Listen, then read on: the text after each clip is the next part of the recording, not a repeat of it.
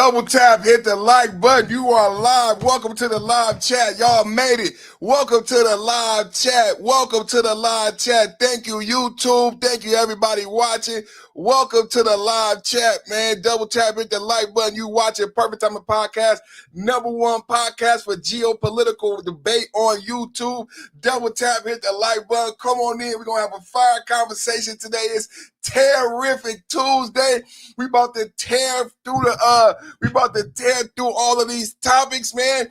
Double tap, hit the like button. Double tap, hit the like button. This your guy with the tight eyes, the #1 MAGA night, man.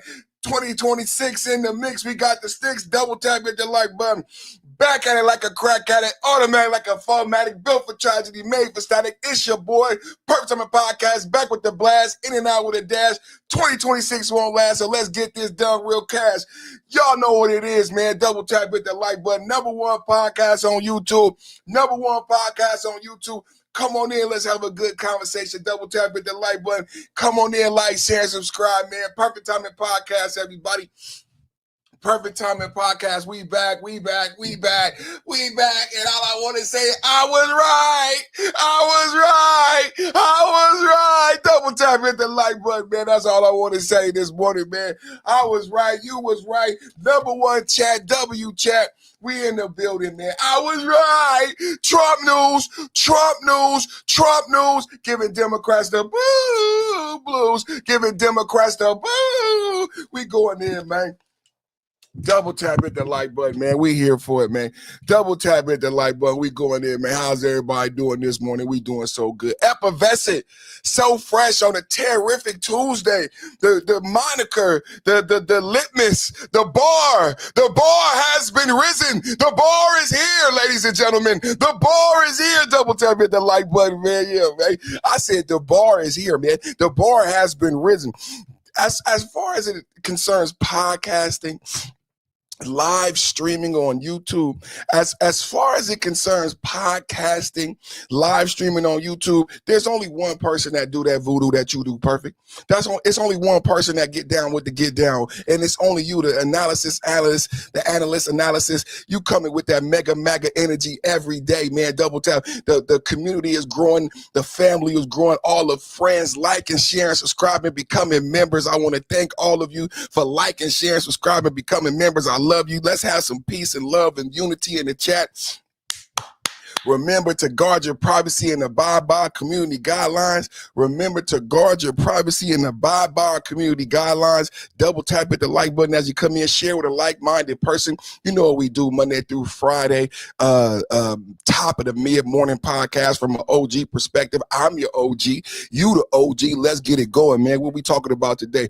Terrific Tuesday. More tariff news. We started off with more tariff news. We got tariffs in India, tariffs in Bangladesh.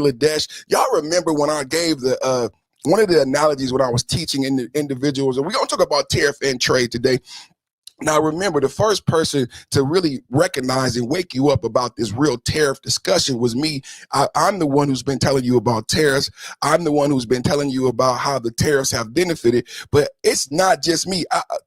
We've been doing this. When did tariffs start? Anybody want to know when the tariffs start?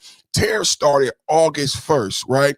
But it's not just me. Sometimes it's out of the mouths of babes. Double tap at the like button. Sometimes it's out of the mouths of babes. So I've been echoing the benefits of tariffs, going back to August 1st when tariffs first were instituted. We even discussed the $2,000 tariff stimulus checks that's on the way. I said on the way, double tap on the way, $2,000. What's being floated right now is families that make under $100,000, right? But what I said is out of the mouths of babes. So back in August, I was brave. You know what I'm saying? Back, way back. You know what I'm saying? When the first government shutdown, we're in the partial shutdown right now. But I was brave during the shutdown. I was brave when tariffs. Oh, a battle. This is how we coined Tariff Tuesday. Terrific Tuesday. I took tariff. I'll put it with terrific. It's terrific. It's Terrific Tuesday here on the Perfect Timing Podcast. Double tap hit the like button. And what we did is we went back to 1996. We showed Nancy Pelosi explain to the American people and the president at the time that we were in a current trade deficits because our tariffs were not reciprocal, right? Nancy Pelosi. So a lot of people say, I saw some people, Bakari Sellers with his ignorant ass on CNN, like you're going back to 1996. The thing I would say to Bakari Sellers and all the player haters out there is, what I told and educated people on my channel is why Nancy Pelosi's speech in 1996 is relevant is because the tariffs never changed, right? And this is what they don't want to talk about, right? The tariffs have been the same since 1996 until August 1st, 2025. That's when the tariffs changed. And that's why Nancy Pelosi's speech is relevant, because there was a 2% to 3% tariffs in the EU, in China, in Japan, and it was not reciprocal and benefit to them. It's stagnated wages, right?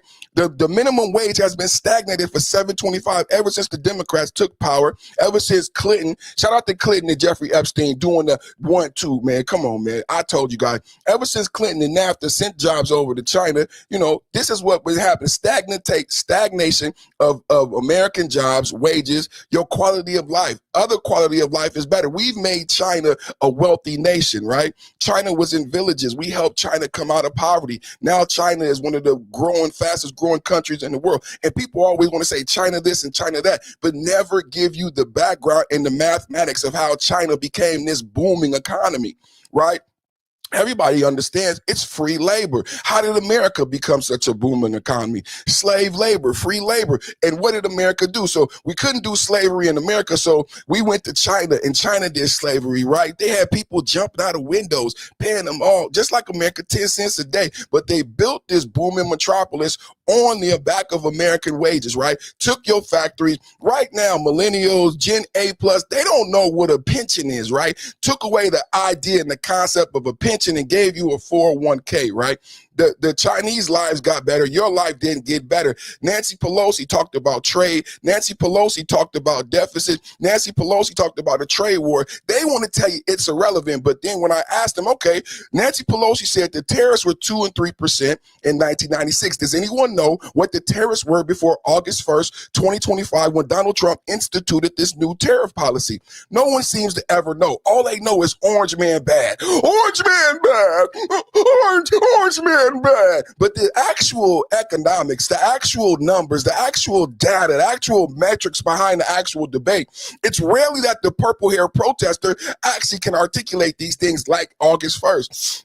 Like what was the tariff on Europe before August 1st? What was the tariff on China before August 1st? It's very rarely that they know. In fact, they don't know. They never answer the question honestly, right? But I know it was 2 to 3%, in some cases 0%. So when Donald Trump is using now tariffs, how are we getting peace around the world? How are we getting drug benefits lowered? We're using tariffs as weapons, the same way as other countries have always used tariffs. We're going to start off with out of the mouths of babes, and then we're going to go to India and Bangladesh. Then we're going to go to India and Bangladesh. Do you remember when Donald Trump did his best to educate the American people on tariffs and the benefit and how other people use tariffs to protect revenue, to protect wages, to protect jobs, right? So he told a story about Harley Davidson wanting to sell motorcycles in India. The problem was India lobbied, and you've never heard this from America, a 200% tariff on Harley Davidson. What you never hear about tariff and trade is that when we had the 2% tariffs in China and Japan, one of the also things that we had is China and Japan prohibited a lot of American companies from selling their goods in China and Japan by exorbitant tariffs. Wow! Did you know that? To protect the Chinese boom, to protect the Japanese wages, you couldn't sell certain things in America without an exorbitant tariff. Just like this story I'm going to tell you about India and Harley Davidson. But when Trump is negotiating tariffs with China and Japan, the thing you don't hear about is the inclusion, the trade deficit, the trade war, the inclusion. Now American companies have more access to the Asian market when they didn't before. They were prohibited. So when we threaten, this is what it's going to be this tariff, but it's not only going to be that tariff, but you're going to pay and you're going to allow American companies to now sell their goods at a reciprocal rate, just like we've been doing for you. Double tap hit the like button. So let's get back to Trump and the India story. Trump says India put a 200% tariff on Harley Davidson. Harley Davidson couldn't sell motorcycles in India. The thing about India is it's one of the largest continents. Who knows about Mumbai? I love anime here. Y'all see my background. Y'all see my Funko Pops. Y'all see my Funko Pop collection over there. I love anime. Who knows about the Mumbai Spider-Man? Who knows about Mumbai, right?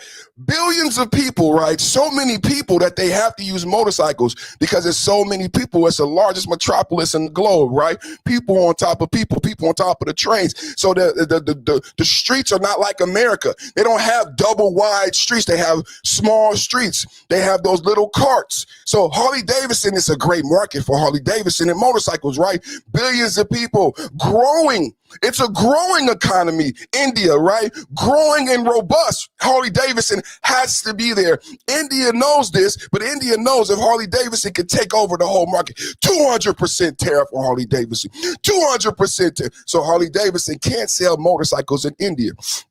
Why would India lobby a 200% tariff on Harley Davidson? This is Terrific Tuesday on the Purpose of the Podcast. Double tap hit the like button. Double tap hit the like. Why would India lobby a 200%? Well, they did not want the competition. They want to protect Indian motorcycle companies. Harley Davidson, if they were able to just have free reign in India, they would put out of business Indian motorcycle companies. How do you protect the Indian manufacturer and the jobs? Do you understand what I'm saying? The people like Ford, like General Motors, you understand what I'm saying? Chevy, Dodge. How do you protect those jobs? Harley Davidson guys a 200% tariff. They not coming here. You don't got to worry. Indian politicians celebrate. Yay! You beat the big bad Americans. So what does Harley Davidson do to get around the tariff? It's the same thing Japan is doing. Right now, investing trillions. Donald Trump said he met with Mr. Toyota. How many people knew Toyota was a family name like Ford? I didn't know Toyota was a family name like Ford. Donald Trump said he met with Mr. Toyota. I had a video with the Japanese Prime Minister. The first time ever a woman has been elected to the Japanese Prime Minister. You know what the first thing she did? I just had a video of her hanging out with Trump. She just came to America. And the reason she loves Trump so much is they shut down immigration in Japan. They shut down immigration in Japan. See, in Japan, they recognize what happened in Europe with Brexit. They recognize what happened in the rest of the world with Muslim, and what they did in Japan is with the small little influx of the Muslim culture that was adjacent to Japanese culture, the brand new prime minister shut down all Muslim immigration into Japan. And she's buddy with Trump. And now they're investing trillions across 5 states, brand new plants because of tariffs. So what did Harley Davidson do to get around the tariffs in India? Harley Davidson had to build a motorcycle plant in India. So India wins again. So the plant is not here. Those are not Americans making those motorcycles. Harley Davidson didn't have a choice. Those are now Indians working at a factory in India, right? Just like when Toyota builds a factory in America due to Donald Trump tariffs. Today is Terrific Tuesday. I'm explaining to you tariffs. But it's not just me. It's not just me. I've been doing this since August 1st. But it's not just me. It's out of the mouths of babes, right? It's not just these concepts are no longer foreign, right? This is out of the mouths of babes now. This is such a simple concept, right? It used to be something before I coined Terrific Tuesday. Double tap hit the like button. Before I coined Terrific Tuesday, it used to be something that was difficult, right? It's not difficult anymore to understand. Liberals are freaking out about tariffs. I'm just a kid, and I even know that tariffs can be very good for an economy. Did you know that Andrew Jackson, the only president to pay down the national debt, did it using zero income tax and having only tariffs? Liberals would rather tax citizens on their income and possessions than tariff international organizations. Tariffs, yes. Taxes, no. So liberals are freaking out about tariffs. I'm just a kid. It's not just a foreign concept anymore. I said, out of the mouths of babes this morning. That's what I said. Double tap, hit the like button. You're watching the #1 podcast for geopolitical debate. Today is Terrific Tuesday on the Perfect Timing podcast. I coined the term tariff and terrific Tuesday. I've been educating this morning on the benefit of tariffs. I started off with India. We started off with Nancy Pelosi. We asked a couple questions. Do you know what the tariffs were before August 1st, 2025? We asked a couple questions. A lot of people don't know the answers. But then I said, out of the mouths of babes, and then we went to a young man right now, and the young man understands something that's very simple. Double tap, hit the like button. Double tap, hit the like button. Double tap, hit the like. This is the #1 podcast on YouTube, Geopolitical Debate. Out of the mouths of babes, Terrific Tuesday. Terrific to tariffs versus taxes. Don't you love it? I mean, for 6 months, I've been, tariffs is tax.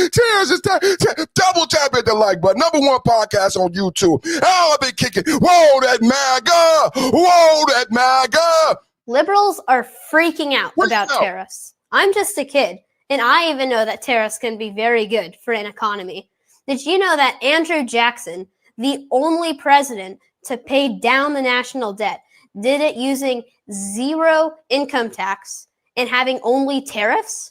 Did you know that Andrew Jackson, the only president to pay down the debt, used tariffs, not income taxes, tariffs? And what did Donald Trump, I said it since August 1st, 2025. This is the first time since we've had a mechanism. A lot of people talk about the debt sky, but we've never had a mechanism and a tool. Donald Trump is a fixer. Can I get Donald Trump as a fixer in the chat? Donald Trump is a fixer. Donald Trump is a fixer. This is the first time we've had a mechanism, right? And the honest truth is not being told to the American people that this is not just an anomaly or something that's an original idea.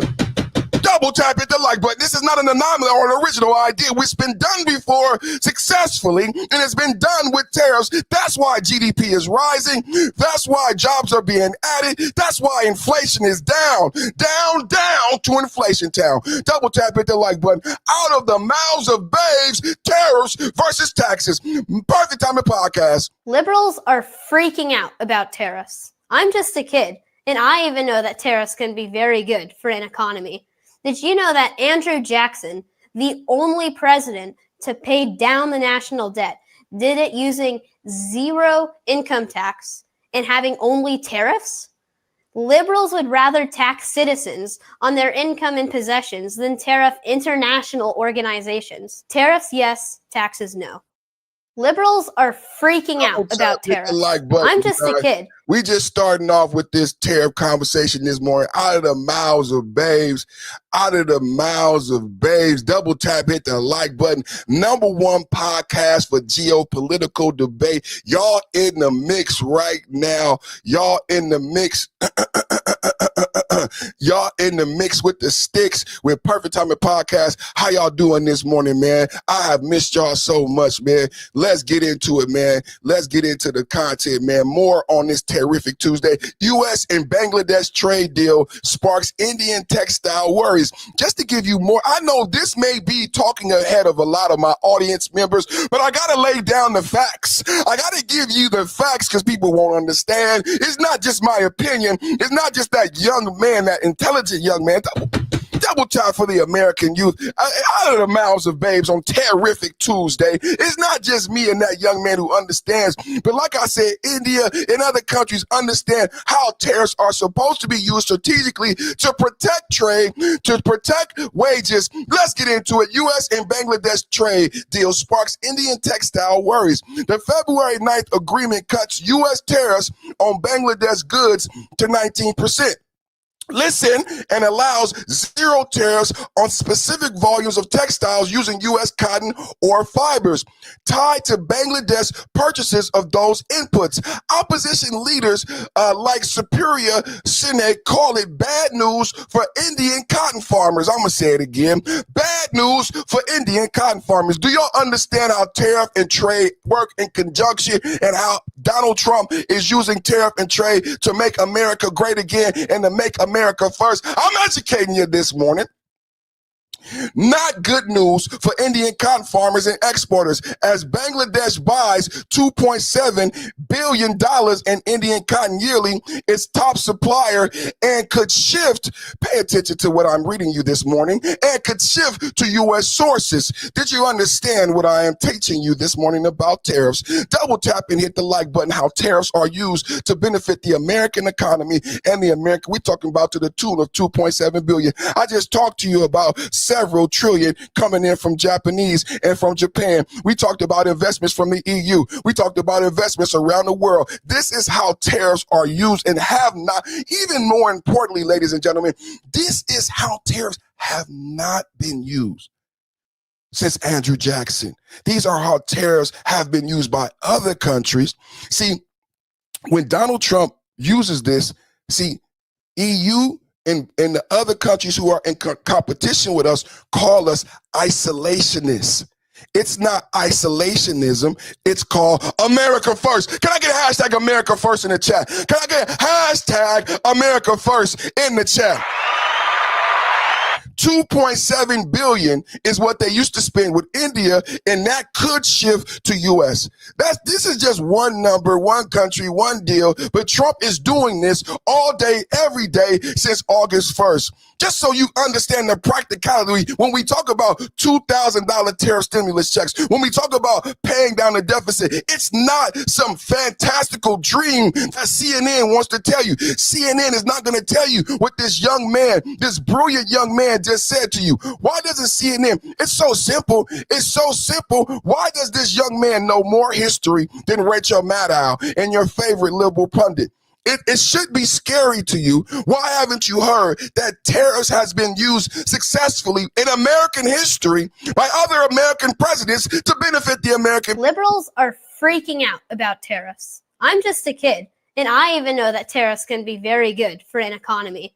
Did you know that Andrew Jackson, the only president to pay down the national debt, did it using zero income tax and having only tariffs? That's so important. The only president ever to pay down the national debt. Why is that left out of the debate? And why are so many purple hair protesters so excited to say tariffs are a tax? And typically in an intelligent debate, you're not allowed to just be one-sided and only know one side of an argument, right? It's never enough just to know one side of an argument and continuously say tariffs are a tax, tariffs are a tax, and not know the facts that I am presenting to you on Terrific Tuesday. Isn't that sad that they only know one talking point? If you were a child like this child and you came to the adult table on Christmas or Thanksgiving and all you knew is that tariffs were a tax, we would not allow you to continue in the conversation because it's much deeper and broader than that. And that's what I am explaining you today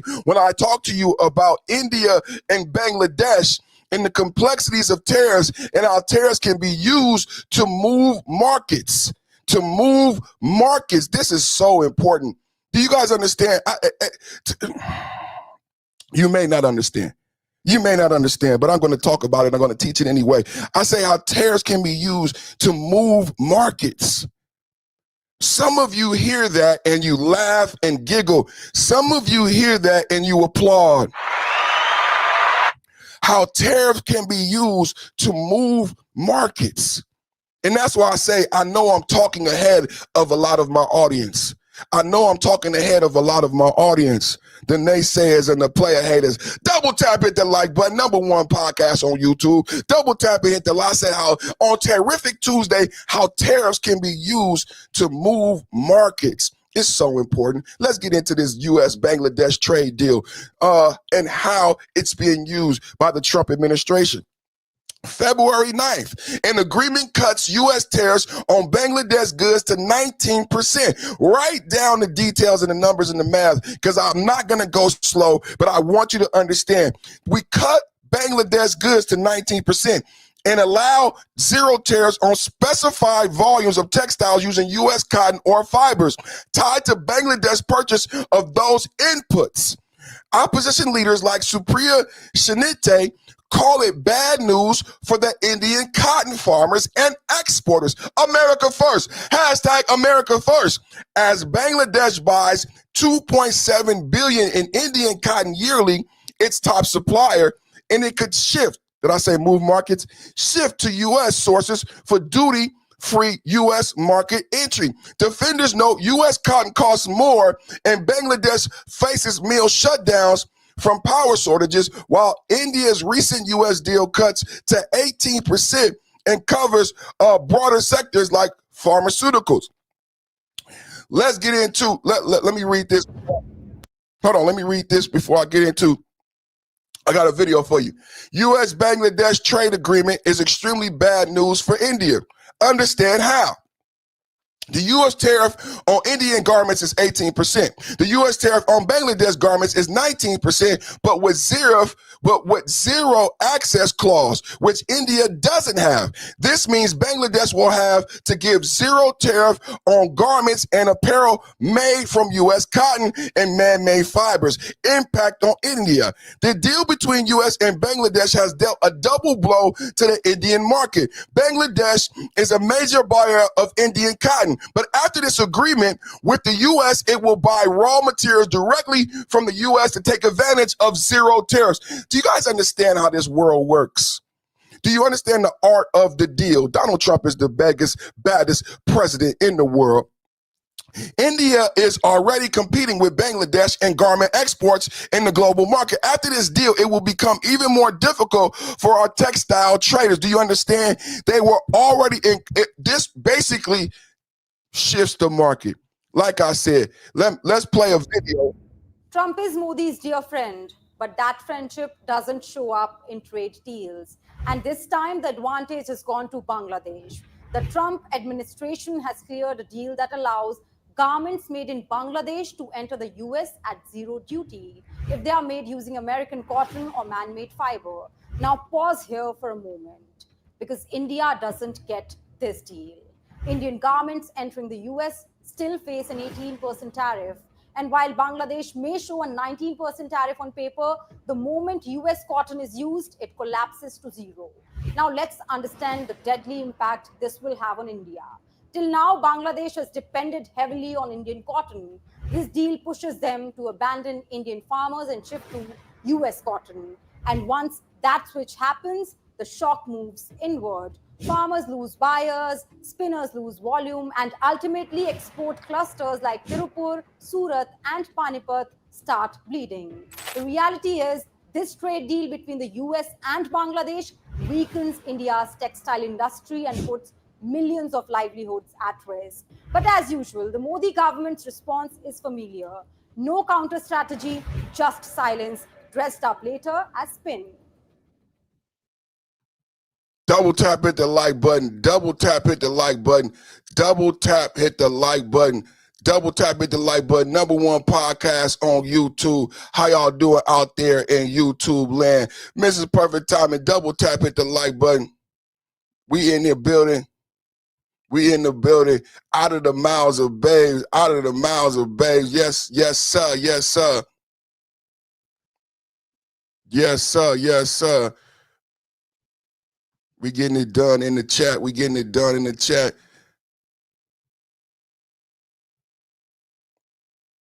How everybody doing? How everybody doing?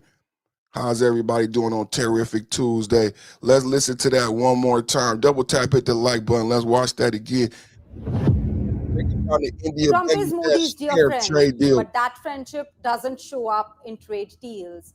And this time, the advantage has gone to Bangladesh. The Trump administration has cleared a deal that allows garments made in Bangladesh to enter the US at zero duty if they are made using American cotton or man-made fiber.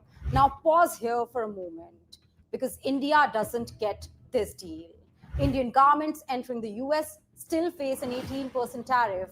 And while Bangladesh may show a 19% tariff on paper, the moment US cotton is used, it collapses to zero. Now let's understand the deadly impact this will have on India. Till now, Bangladesh has depended heavily on Indian cotton. This deal pushes them to abandon Indian farmers and shift to US cotton. And once that switch happens, the shock moves inward. Farmers lose buyers, spinners lose volume, and ultimately export clusters like Tirupur, Surat, and Panipat start bleeding. The reality is, this trade deal between the US and Bangladesh weakens India's textile industry and puts millions of livelihoods at risk. But as usual, the Modi government's response is familiar. No counter strategy, just silence, dressed up later as spin. Double tap hit the like button. Double tap it. We talking about Terrific Tuesday and trade. Terrific Tuesday, India, Bangladesh trade deal. Young man coming with knowledge. Everybody got to double tap, hit the like button. This trade talk, this tear is not that difficult to understand. Let's go back. Liberals are freaking out about tariffs. I'm just a kid, and I even know that tariffs can be very good for an economy. Did you know that Andrew Jackson, the only president to pay down the national debt, did it using zero income tax and having only tariffs? Liberals would rather tax citizens on their income and possessions than tariff international organizations. Tariffs, yes. Taxes, no. That's it, baby. Liberals are freaking out about tariffs. Every day, young man. Every Tuesday, they freak out. They freak out. I mean, literally freak out. And they don't know what the hell they talking about. Like the little facts this young man. I played a video, and then what did the liberals do in the chat? He's reading a script. They still, like, you could be throwing facts at them. They don't care about the facts. They don't care about the fact. They just care about evil and hate. That's why I love when people like Candace Owens call out the fact that something is going on deeper than just partisan politics. Something is going on deeper than just partisan politics when we go deeper under this hate. When we go under this hate and people wanting to spar hate of ignorant people, yeah, it's something deeper going on in American politics than simply Democrat and Republican. Liberals are freaking out about tariffs. I'm just a kid, and I even know that tariffs can be very good for an economy. Did you know that Andrew Jackson, the only president to pay down the national debt, did it using zero income tax and having only tariffs? Liberals would rather tax citizens on their income and possessions than tariff international organizations. Tariffs, yes. Taxes, no. Thank you so much. Liberals are freaking out about freaking out. It's only been the debt only been paid down once. Like and every Tuesday, and you know what? I still come back for this amazing, terrific Tuesday. I got to get the job done, man. I got to get the job done, man. We cleaning up the swamp, man. We literally cleaning up the swamp, man. And you know, I love when a young man, it makes the people who play hate look so bad that these things are so obvious. They're so obvious now, right? They're so obvious that they are now being told to you by children, right? They're so obvious they're now being told to you by children. Remember I told you about the Japanese Prime Minister? Here goes the Japanese Prime Minister right now. Say a few words.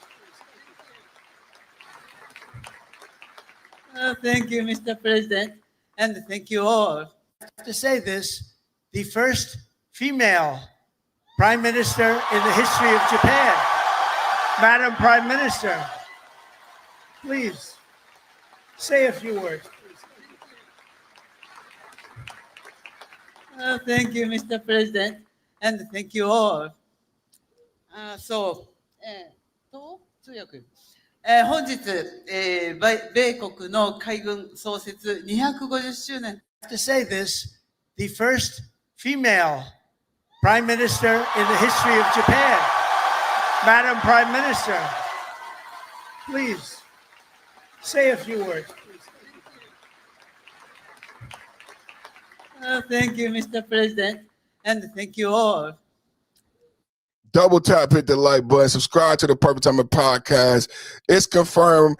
Check this out, man. Check this out. It's confirmed the left-wing parties in Japan are now down to just 3 seats in the Japanese parliament.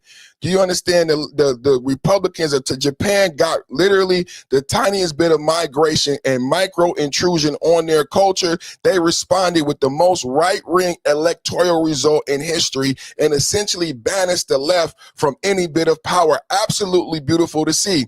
As I've long said, I admire Japan more than any other country. You could lick their streets. They're so clean. Tokyo is decades ahead of our cities. They are fiercely protective of their unique culture and people. They are nationalists of the best kind. They enjoy others from a distance and are happy to befriend you. But the moment you disrespect them, they want nothing to do with you. Total respect for me. Congrats, Japan. Congratulations, Japan.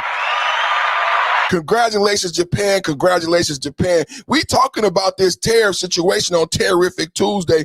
I tell you a lot about the brand new Prime Minister of Japan, a lot. So I wanted to show you her because a lot of you are new and you didn't see when I read to you about her when she was elected. When we were in a 43-day shutdown, Trump went to Japan and met with her during her inauguration. And that's when he secured the deal from Toyota for the 5 investments across 5 states, right? That's what was happening during. I said, Trump, don't come back to America. Stay abroad making deals. I don't care about food stamps. You understand what I'm saying? Double tap, but I don't care about food stamps. I don't care about entitlements in Section 8. You know what? We got the greatest president in the world. Instead of Trump staying in America and arguing with Chuck Schumer, a dying old fogey who's no longer going to be influential in the Democratic Party. I mean, AOC is going to challenge him from the left. Instead of arguing and humoring Chuck Schumer, President Trump never stopped being the president during the 43-day shutdown. That's when I first reported the news when she first was elected. During the 43-day shutdown, Donald Trump went to Japan to celebrate her inauguration and to celebrate the fact that one of her first duties, she shut down Muslim immigration into Japan. Double tap at the like button. She looked at Europe, she looked at America, she looked at Trump policies in America, and she said, we are not going to allow Japanese culture to become secondary. Japanese culture will be first. And until Muslim immigrants learn how to put Japanese culture first, we shutting down all Muslim immigration into Japan. I reported that back in November during the 43-day shutdown. Double tap, hit the like button. Now I just showed you who it is. So when we talk about tariffs, we just talked about Trump moving markets, $1 billion cotton market. Double tap it, Trump moving $1 billion cotton market using tariffs and trade. For those of you who understand the correlation between tariff and trade, now we got, again, tariff and trade in Canada. Y'all heard about the tariff and trade. Big surprise. Trump has threatened 100% tariff on everything from Canada because carnies deal with communist country China. Did y'all know? So first, we had a different prime minister in Canada. He was super liberal. Remember, we had that truck blockade.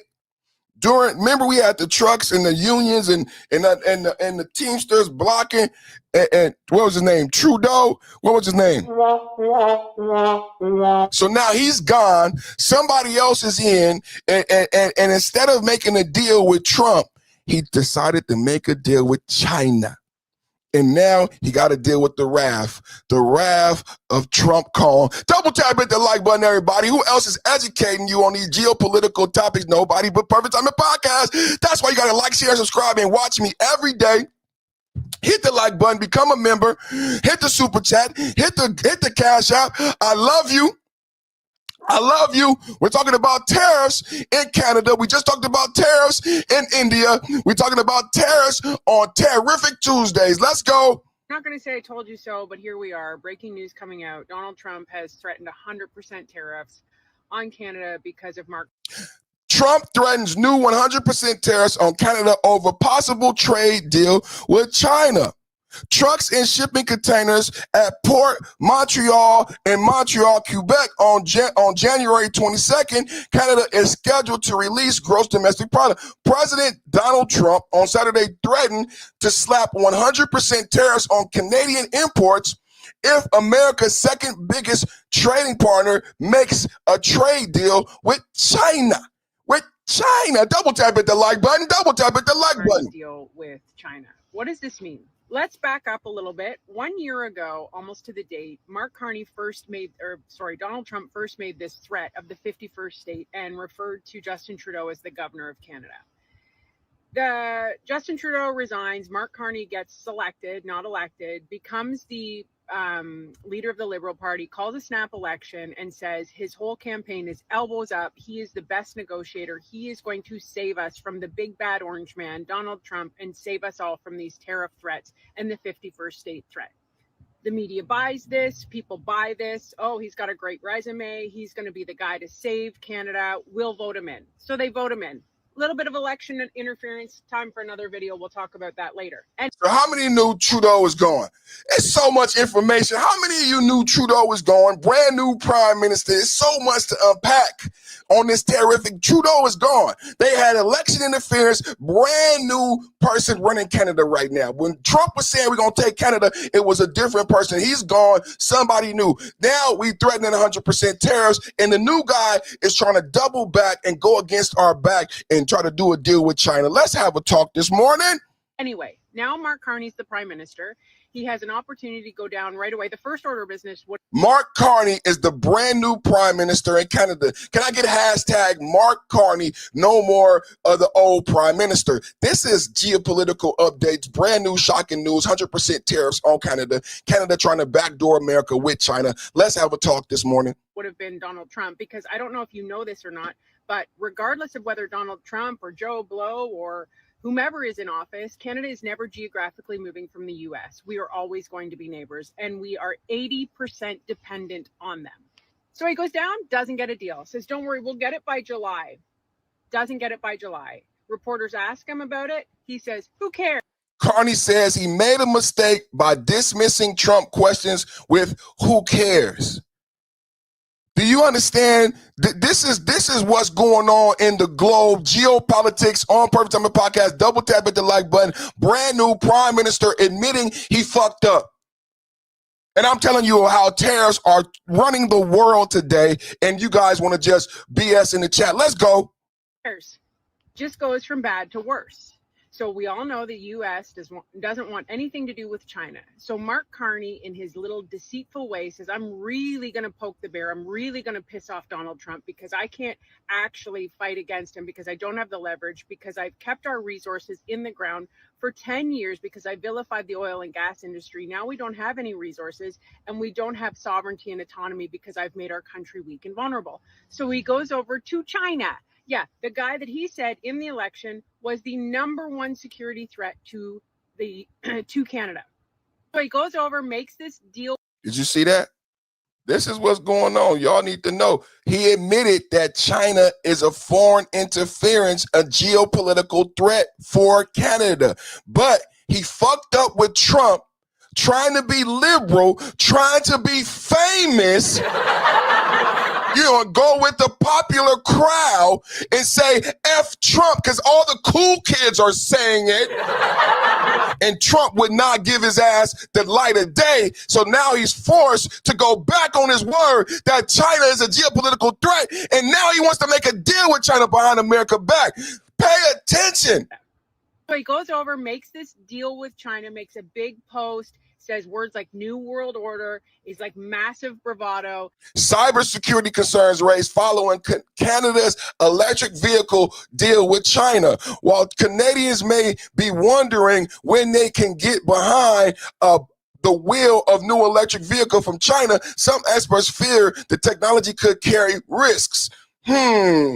Dude, what y'all think in the chat? Is the deal from Canada and China, especially a technological deal like this, can it carry risk? Bringing these Chinese cars over here with Chinese technology so close to the American border. Let's go. It's like the guy like standing up to Donald Trump is like, oh yeah, you won't work with me? Well, I'm going to work with this guy. Okay, this is literally what we're dealing with. They interview Donald Trump. They say, hey, what do you think about Canada's new deal with China and the EV cars? Donald Trump looks at the camera and says, I think that's fine. I can't do a Donald Trump impersonation. I think that's fine. That's really good. I want to say the deal with Canada and China is good. It's very good. It's bigly winning and it's very good. And instantly I was like, oh God, oh dear Lord. That's like when you ask your mom, can I go hang out with the kid that your mom hates? Mom, can I go do the thing? And she goes, well, if that's what you want to do, you go ahead, honey. And now here we are. Here Donald it is. Trump is now Let's read the True Social. Let's read the, y'all know we love Donald Trump. True Socials. Double tap, hit the like button. Like, share, subscribe. Y'all know we love Donald Trump. True Socials. We talking about Canada and China trade tariff. Let's go. If Governor Carney thinks he is going to make Canada a drop-off port for China to send goods and products into the United States, he is sorely mistaken. China will eat Canada alive, completely devour it, including the destruction of their businesses, social fabric, and generic way of life. If Canada makes a deal with China, it will immediately be hit with 100% tariff. If Canada makes a deal with China, it will immediately be hit with a 100% tariff. If Canada makes a deal with China, it will immediately be hit with a 100% tariff against all Canadian goods, products coming into the U.S. Thank you for your attention to this matter. President Donald J. Trump! Hold that MAGA! Hold that MAGA! Double tap, hit the like button. Double tap it. Oh, you got to love it. Purpose of my podcast back with the blast, in and out with a dash. Top of the mid-morning podcast from an OG perspective. Trump news, giving Democrats the boho blues. Giving Democrats the boho blues. Let's get it done, America. threatening 100% tariffs, referring to Mark Carney as the governor, and never mind the speech. I forgot this part. Mark Carney goes out on Davos speech to a WEF audience, which is like extreme woke audience, to threaten, this big bravado, like we're going to stand up to you, all this stuff makes the situation a million times worse. Guys, I can't stress this enough. I don't need you to like Donald Trump. I don't care what you think about Donald Trump. Donald Trump's job is to protect the United States. Good for him. Whatever. You do you, Donald. Do you know what Mark Carney's job is, or any Prime Minister of Canada's job is? To protect Canada. And until you recognize that we are in this dependent, vulnerable position, and that's Mom giving us the look, we can't pretend that we are stronger than them. And going and getting in bed with a communist regime dictator who Chinese diaspora, last night, a gentleman came up to me and told me, he's like, Michelle, this is so, so dangerous and so bad. He's from Canada MP quits election race over Chinese bounty comments. Canadian member of Parliament Paul Chang has quit as a Liberal Party candidate over a comment he made suggesting that political rivals should be turned over to the Chinese consulate in return for a bounty. Tay was returning from Tay, who is running for the Conservatives in 28. China. All you people who want to talk about listening to people with lived experience, go talk to a Chinese Canadian. Go talk to somebody from China about what we just did. Of course we need trade with China. Of course, we already had trade with China. Do we need them to be our number one partner and give the United States the middle finger? This is going to collapse our economy if we do not fix our relationship with the United States. Mark my words, I am telling you. So Mark Carney is failing on all fronts. He wouldn't take answers or questions rather from the media yesterday. And the reason is because this is happening, because he is failing. The man that told you he was the master negotiator is not the master negotiator. And in the words of all of the people that dealt with Mark Carney, he creates a crisis, then comes along with some BS solution that will not help you. It will help his agenda, which is globalism. Those are his words, not mine. Globalism means he believes in a new world order, not Canada's sovereignty, not Canada's best interests, not your best interests. He doesn't care if Canada collapses. You have to see that. He does not care. Same like the Democrats and the technocrats. Same as the Democrats and the technocrats. He wants a real new, he's a Zelensky, he's a Macron, he's a Gavin Newsom. Same as the Democrats and the technocrats. They don't care about you. They don't care about you. They don't care about you. It will help his agenda, which is globalism. Those are his words, not mine. Globalism means he believes in a new world order, not Canada's sovereignty, not Canada's best interests, not your best interests. He doesn't care if Canada collapses. You have to see that. He does not care. Don't that make more sense when Biden and Kamala made certain deals with the Paris Climate Accord, when Kamala said certain things in the Munich Security Council that led to Putin invading Ukraine? Does anybody know how we got to Ukraine? Does anybody know how we got to the conflict? It's the same globalization that the Democrats and the liberals globally believe in. They are trying, they don't care about America. That's why America First resonates, right? That's why Canada First would resonate, because those individuals don't care about Canada First. They don't care about America First. Kamala is in the Munich Security Council. Now, remember what I'm telling you this. Kamala is the border czar for the Mexican-American border. And at the height of their debacle, 300,000 immigrants are coming across the Mexican-American border, to the point where Kamala had to say, don't come. I played video where Barack Obama said the 11 million people have to go back. But instead of Kamala being the border czar and fixing the Mexican-American border, stopping 300,000, a leaking sieve, she's in the Munich Security Council, and she's telling the whole globe, and she's spitting on Putin's face, saying that the Ukraine has a right and a desire to be part of NATO. And Putin had one fucking ask. Putin had one fucking ask. Ukraine can't be part of NATO. Bitch, you're supposed to be fixing the Mexican-American border. A lot of you don't even know about the Munich Security Council.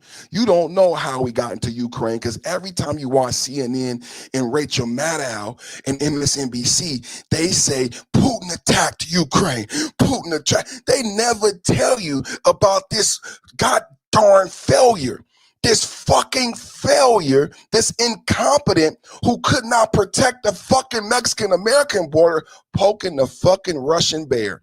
Poking the fucking Russian bear when she could not even do her fucking job in America, which was to fucking fix the border, 300,000 coming across. Instead, she's fucking abroad in Munich. She's in Munich.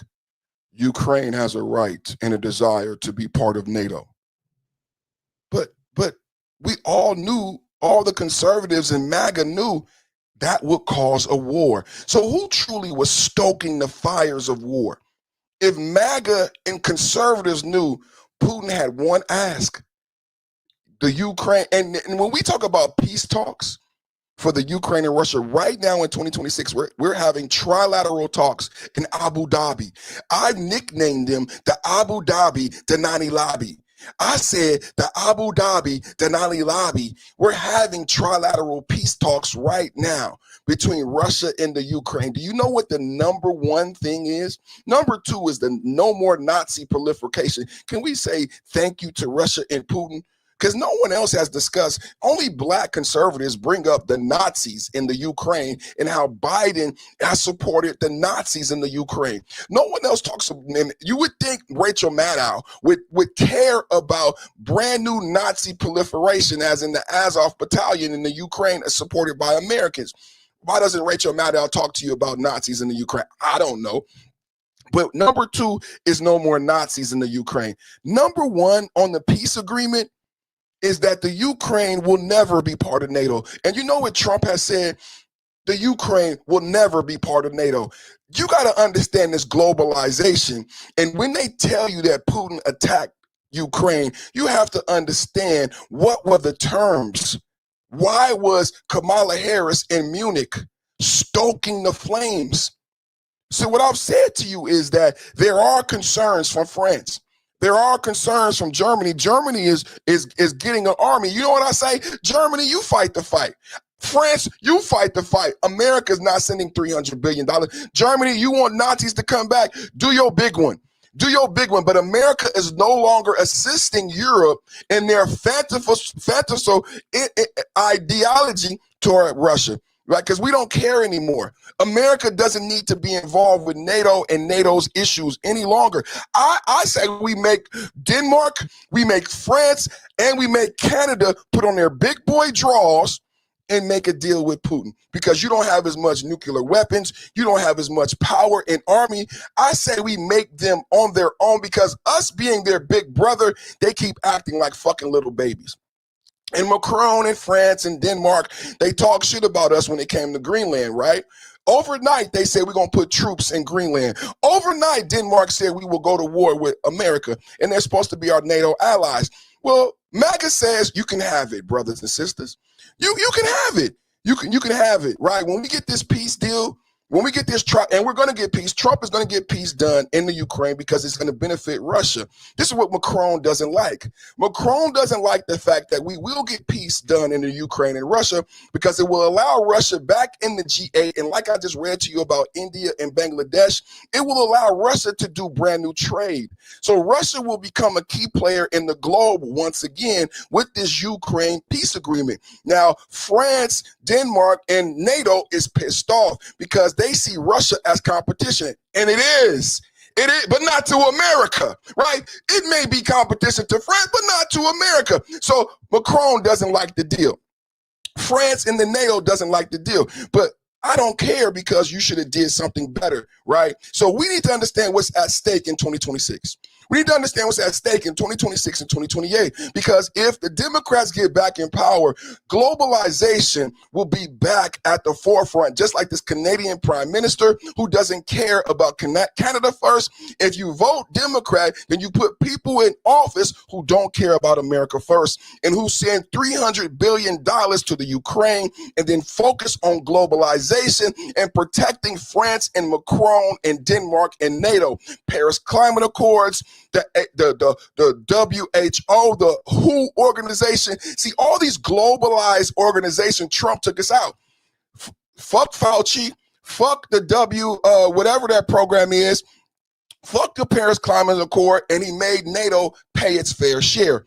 NATO now sees us as isolationists. Why? Because we're saying America first. Because Trump did you hear what she said? She said Trump puts America first. Trump puts America first, not globalization first, right? You have to understand what the goal of the Democrats and why Kamala Harris was in Munich. They had a plan. I'm not saying that they did so without a plan. I'm saying that the Democrats agree with the brand new Canadian prime minister that globalization is the way of the future. You should look at Davos in the comments at Davos with globalized digital currency. We're talking about Trump. We're talking about trade. His agenda is globalism and Brookfield and all of his investments. Because if Canada does become the 51st state, it means nothing to Mark Carney. That's the reality of this, guys. So, as you were, but I'm telling you, this is so predictable. And the minute Donald Trump goes, no, I think that's fine about a deal with China. I knew it. I'm like, this is the wife that tells you to go golfing. Don't do it. Don't do it. Fix the relationship. We have to have a great relationship with the U.S. We must. We must.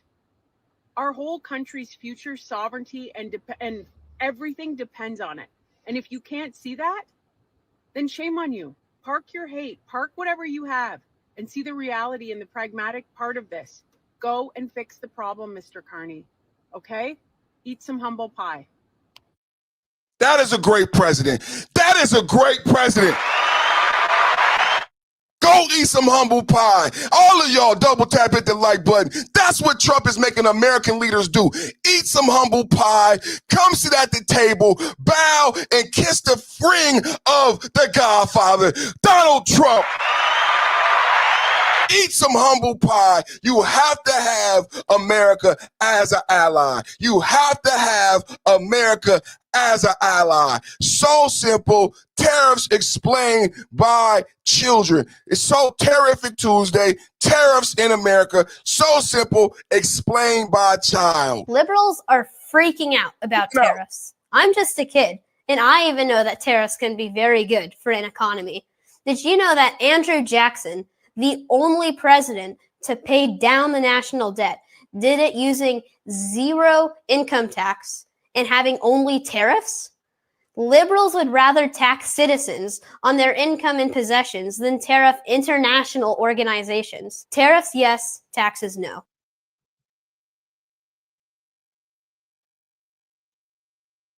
Tariffs, yes.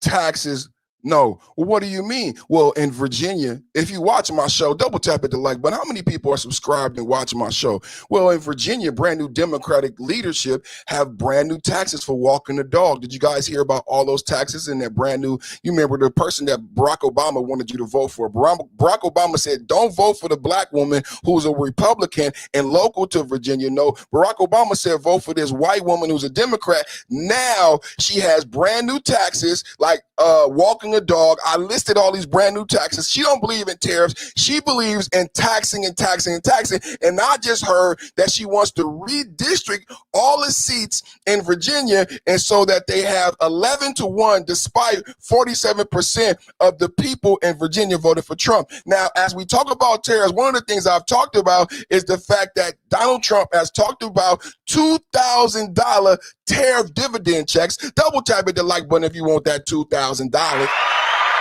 U.S. President Donald Trump announced plans to send $2,000 dividend checks from trillions. I said it first. Trillions of dollars accumulated from tariff money to low and middle class income Americans. What's really reported by Scott Bessick is anybody from like 100,000 and down. Let's watch the video right now. Just real quick.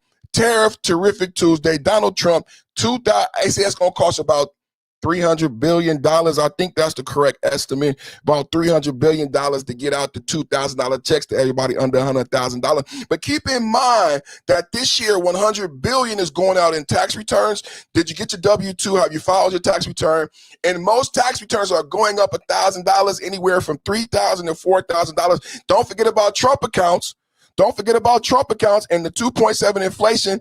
They predicted 7-8%. It went down from 3%. So Trump economy is roaring and booming. Let's hear more about these 2,000 tariff stimulus rebate checks. Donald Trump, greatest president of all time. Hit the like button. Double tap, hit the like button. Subscribe. Like-minded person. Let's go, man. We're going to issue a dividend to our middle income people and lower income people of about $2,000. And we're going to use the remaining tariffs to lower our debt. We're going to be lowering our debt, which is a national security thing. So we're doing a lot of good work. And the numbers were reported so incorrectly.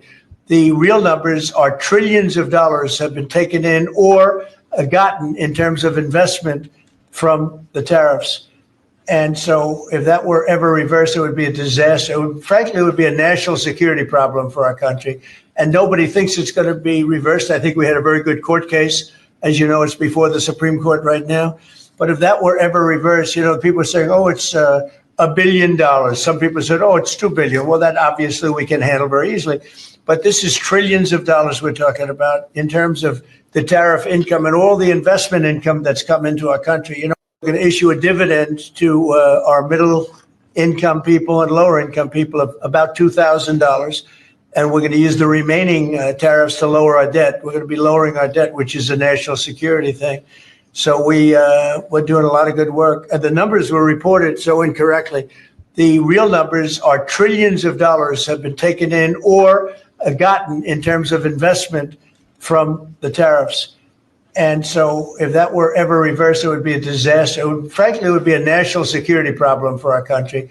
And nobody thinks it's going to be reversed. I think we had a very good court case. As you know, it's before the Supreme Court right now. But if that were ever reversed, you know, people are saying, oh, it's $1 billion. Some people said, oh, it's $2 billion. Well, that obviously we can handle very easily.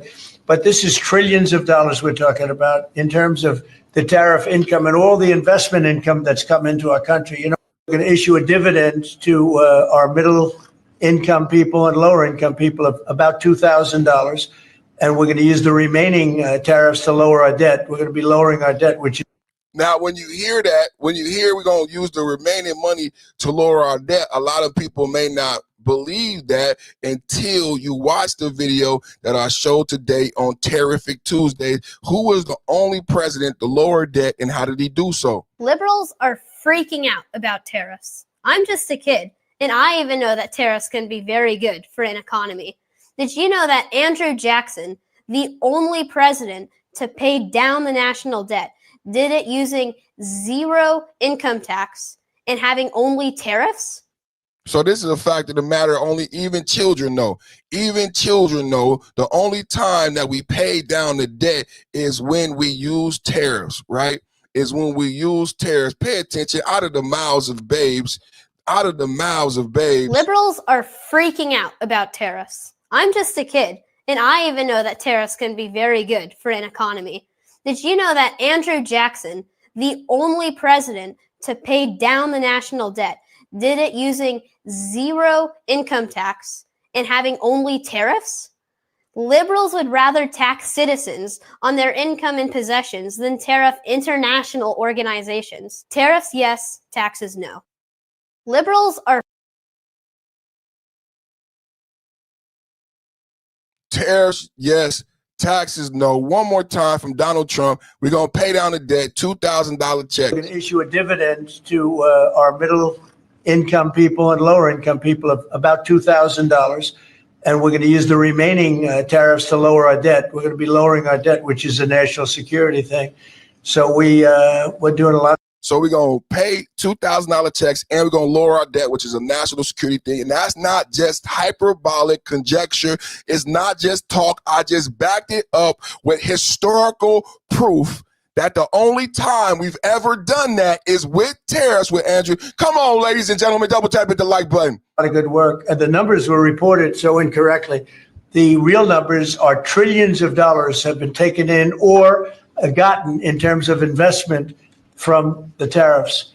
And so if that were ever reversed, it would be a disaster. Frankly, it would be a national security problem for our country.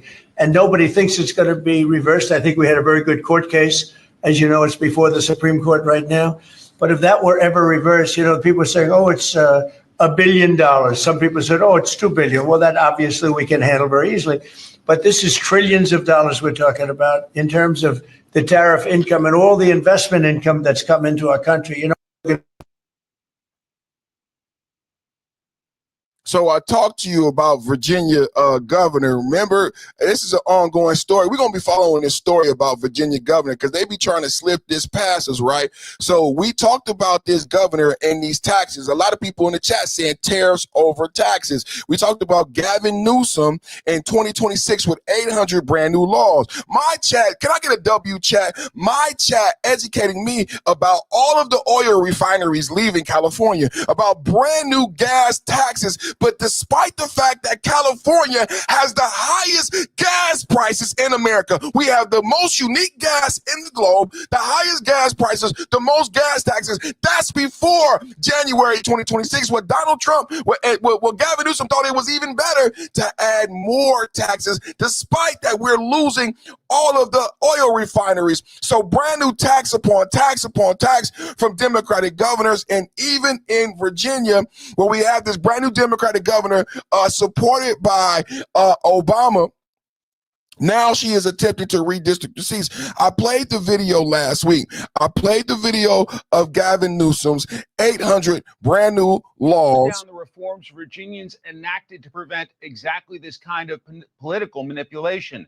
Back in 2019, Spanberger. So now from the Commonwealth. I played the video, brand new laws, 800 brand new laws in California. Then I played the video of this young lady getting Barack Obama to support her election. And then we talked about her brand new taxes. And now we talking about her redistricting, taking all of the seats. And again, we Democrats not really caring about the fairness of law. It says it's official. Virginia is moving forward to just one Republican congressional seat and 10 Democrats. 47% of Virginia voted. They will now get just 9% of the seats. 47% of Virginia voted for Trump, but they will only get 9 of the seats. This is how they're going to combat what took place in Texas. But you're going to hear from this story how it's not equal. Double tap hit the like button. We are talking about the Democrats doing their best to steal another election. More seats the way. So now from the Commonwealth of Virginia, Democrats moving forward with a plan to redraw that state's electoral map. This would give them 4 more seats the way the voting is now set up. Mike Emanuel's watching that story across the river from, well, across the Potomac in Washington, D.C. Hey, Mike, good morning. Bill, good morning. The complaint from Virginia Republicans is new Governor Abigail Spanberger campaigned like a moderate, but is governing from the far left. Spanberger is backing a plan from Democrats to redraw the congressional map, seeking to hold 10 out of Virginia's 11 congressional seats, while the current split is 6 Democrats, 5 Republicans. Texas Senator Ted Cruz reacting on X, a brazen abuse of power and an insult to democracy. 47% of Virginia voted Trump. They will now get just 9% of the seats. 52% of Virginia voters voted Harris. Now they get 91% of the seats. By comparison, in Texas, 56% voted Trump. GOP gets 79% of the seats. The Virginia Senate Majority Leader Louise Lucas, a driving force behind this effort, fired back at Cruz, saying, quote, "You all started it, and we bleeping finished it." House Democratic Leader Hakeem Jeffries is defending his party. What you should continue to expect is that Democrats are going to fight for a fair national congressional map, period. Virginia Republican Congressman Rob Whitman, whose seat is being targeted, says, quote, "This extreme proposal rigs the game before a single vote is cast, weakens trust in our elections, and tears down the reforms Virginians enacted to prevent exactly this kind of political manipulation." Back in 2019, Spanberger had a different tone. Quote, "Gerrymandering is detrimental to our democracy, and it weakens the individual voices that form our electorates. Opposing gerrymandering should be a bipartisan priority." If the Democrats' plan survives legal challenges, the next step would be having Virginians vote on the proposal on April 21st. Bill? So this is what we dealing with. And remember, she was supported by Barack Obama. Is this your king, king of Wakanda, Barack Obama? This is the Barack Obama Democratic candidate. This is what they do with power. This is what they do with power. Not that take away voices from the voiceless. This is what they do with power. Take away voices from the voiceless. Let's stay with the economy. Let's stay with money on Tariff Tuesday. I got some more money to talk about. I got some more money to talk about. Trump news, Trump news, Trump news, giving Democrats the boo-hoo blues. Tariff plus terrific gives you terrific Tuesdays. Why is it? Because the inflation is down, the GDP is growing, jobs are being added, and Dow Jones closes above 50,000 for the first time ever. Double tap it to like, but I'm gonna say that again. Dow Jones closes above 50,000 for the first time ever. That's with the Trump tariffs. That's with the Trump tariffs. The blue chip index surge over 1,200 points or 2.4% to finish at 50,000 that Friday, up 4.3% for the year, and held steady at 50,000 by February 9th as S&P 500 NASDAQ also gained.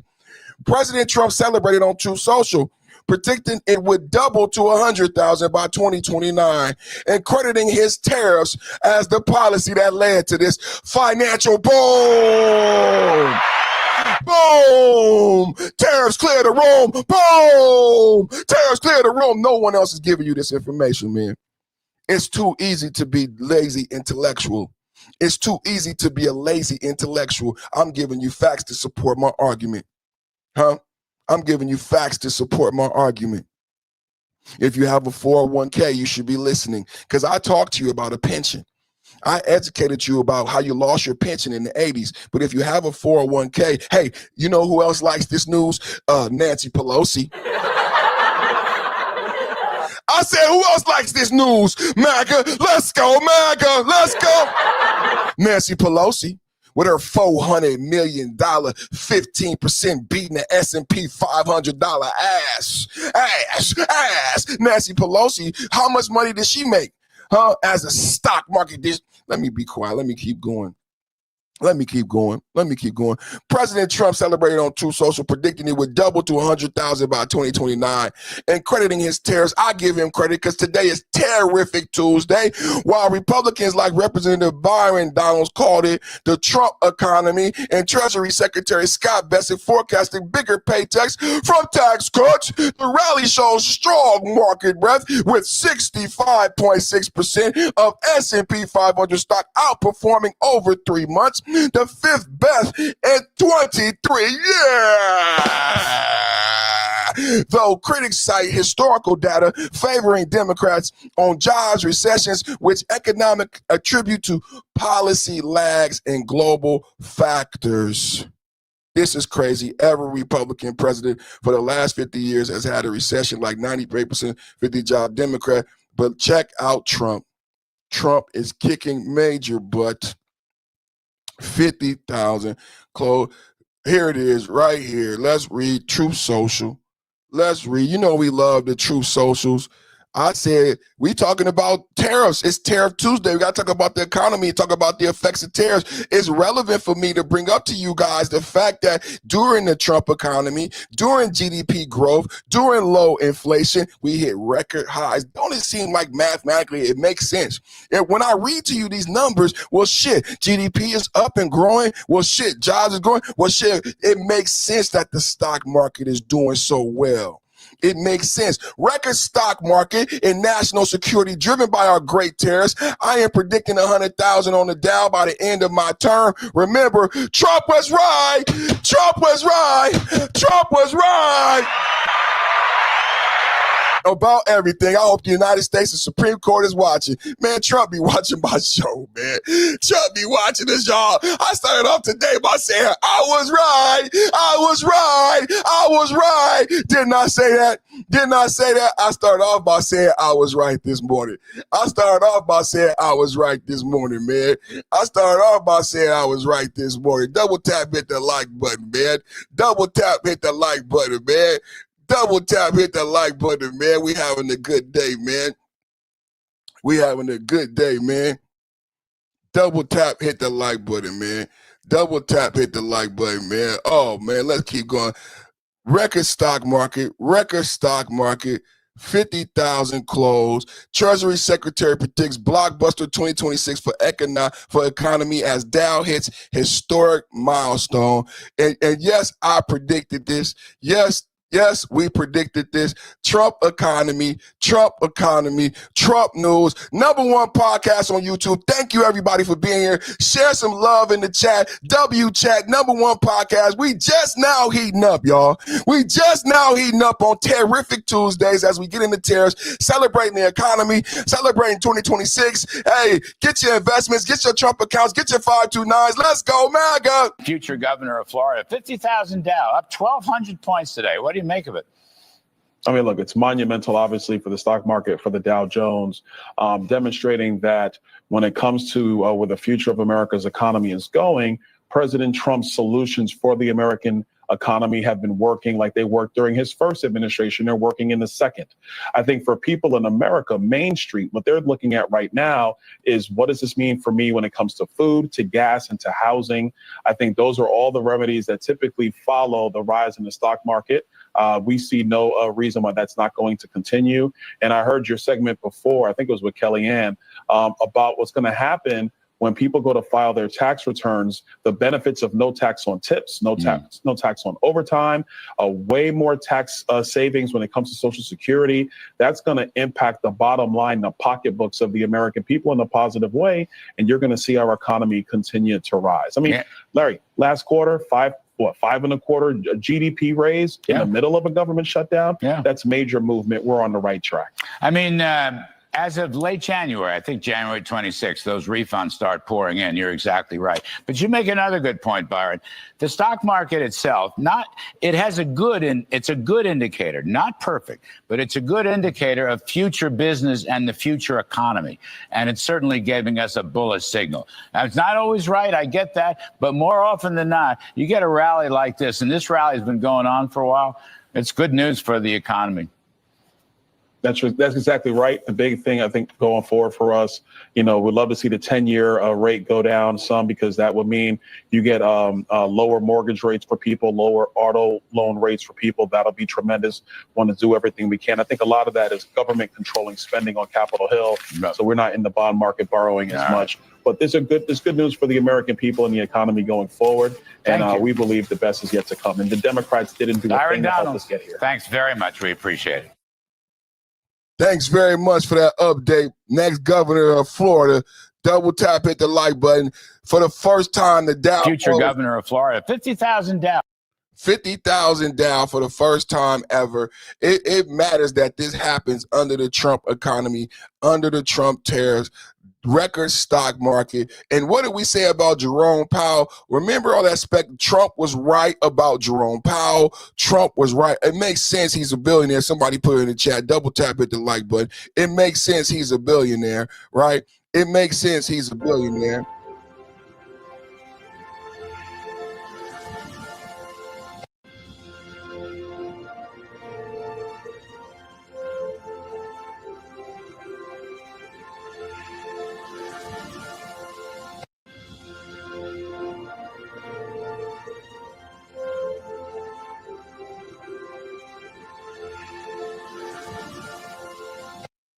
Double tap hit the like button. Look at that beautiful Trump eagle in the building, man. Double tap hit the like button, man. I'm not stopping with the Trump news. I'm not stopping with the Trump. I got more. I got more in store. Did y'all know they stole the 2020 election? They stole the 2020 Y'all, let's get into voter ID. Let's get into 22. Let's get into these dirty Democrats. Let's queue up. Hold on. About the Hunter Biden. Let's cue up the video. Breaking in the bombshell revelation. CBS investigative journalist Catherine Heritage has gone public. She's gone public. Breaking news, everybody. Breaking news. With an explosive allegation, CBS executive deliberately buried the Hunter Biden laptop story and ordered her to wait until after the 2022 midterms to help the Democratic Party. What's your response to this? Make this go viral. Let's get this news. Let's see how they really play. Let's see how dirty they really are. We already knew this, and then we're going to get into them stealing the 2020 election. Y'all put a one in the chat. Did Joe Biden and the Dems steal the 2020 election?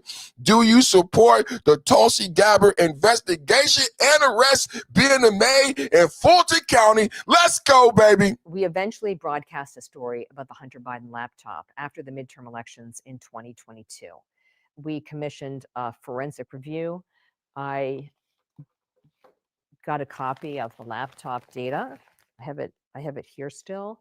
I went to a lot of effort to get the cleanest copy of the laptop data, the same data that was provided to the FBI, because I didn't want to have any professional journalistic risk for CBS News. I wanted this thing to be totally locked down. When we did the story, we did it after the midterms. I argued against that because it was ready before the midterms. And my training is that you should always do the story when it's ready to go. You should not be dictated by the political cycle.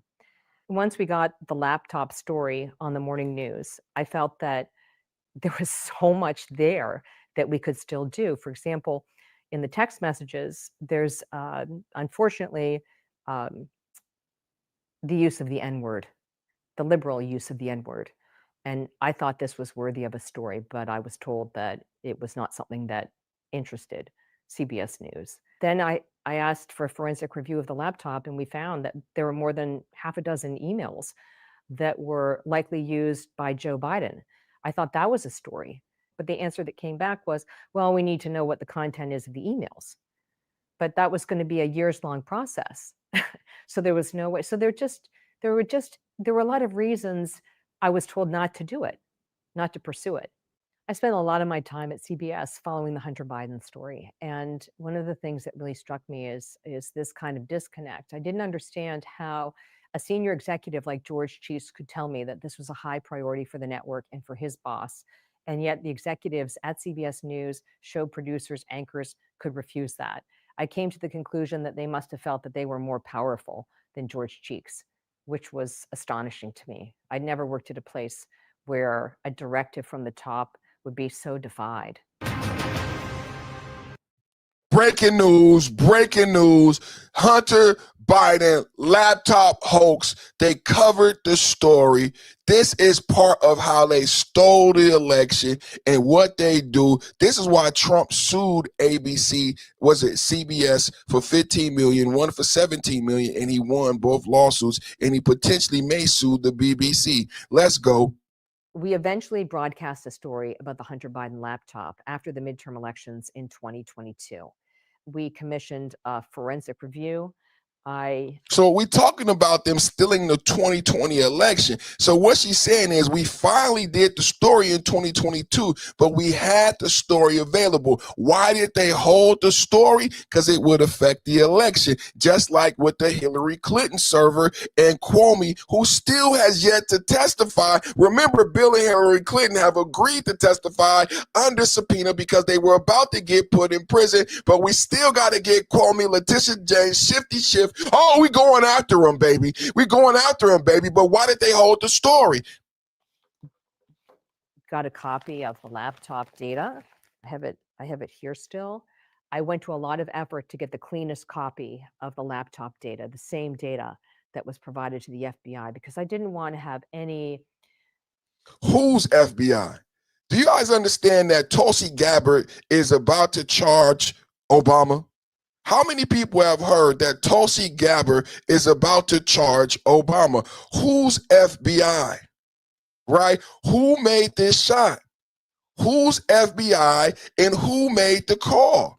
This is so important because she's leaving out tidbits so you can do your research because it matters who's FBI. I have it here still.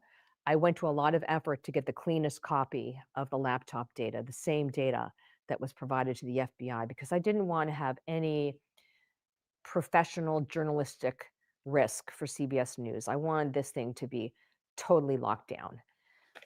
When we did the story, we did it after the midterms. I argued against that because it was ready before the midterms. And my training is that you should always do the story when it's ready to go. You should not be dictated by the political cycle. Once we got the laptop story on the morning news, I felt that there was so much there that we could still do. For example, in the text messages, there's unfortunately the use of the N-word, the liberal use of the N-word. And I thought this was worthy of a story, but I was told that it was not something that interested CBS News. Then I asked for a forensic review of the laptop, and we found that there were more than half a dozen emails that were likely used by Joe Biden. I thought that was a story. But the answer that came back was, well, we need to know what the content is of the emails. But that was going to be a years-long process. So there was no way. So there were a lot of reasons I was told not to do it, not to pursue it. I spent a lot of my time at CBS following the Hunter Biden story. And one of the things that really struck me is this kind of disconnect. I didn't understand how a senior executive like George Cheese could tell me that this was a high priority for the network and for his boss. And yet the executives at CBS News, show producers, anchors could refuse that. I came to the conclusion that they must have felt that they were more powerful than George Cheeks, which was astonishing to me. I'd never worked at a place where a directive from the top would be so defied. We're getting into the theft of the 2020 election. We're getting into the theft of the 2020 election. As I talked about everything that's coming out, Tulsi Gabbard investigating actually being in Fulton County. Remember we played Paw Paw last week? Remember we played Paw Paw. Paw Paw was hella nervous because he said Tulsi Gabbard showed up here. Remember Paw Paw? It was Martin Luther King. Paw Paw, Tulsi Gabbard. I said, why is she doing it? So I just broke down the mathematics of this investigation here in Fulton County. What I reported to you last week is that the 700 boxes of ballots was taken from Fulton County. Now, you know Fulton County is corrupt. Why do we know Fulton County is corrupt? Fani Willis tried to do a RICO against Donald Trump. There is actually proof of Fani Willis and Nathan Wade going to Washington, meeting with Kamala Harris. Some people dispute it. It's on record that Nathan Wade went. Nathan Wade said he did or didn't do this, but we can't believe Nathan Wade because Nathan Wade is a type of man to lie about having adultery and sleeping with another woman while being married, right? Nathan Wade tried to excuse that behavior. Fani Willis slept with a married man, paid that married man millions of dollars, right? That's just one issue of corruption. We have the Fulton County jail where you have corruption, so much corruption it's become nationwide how the Fulton County jail operates, right?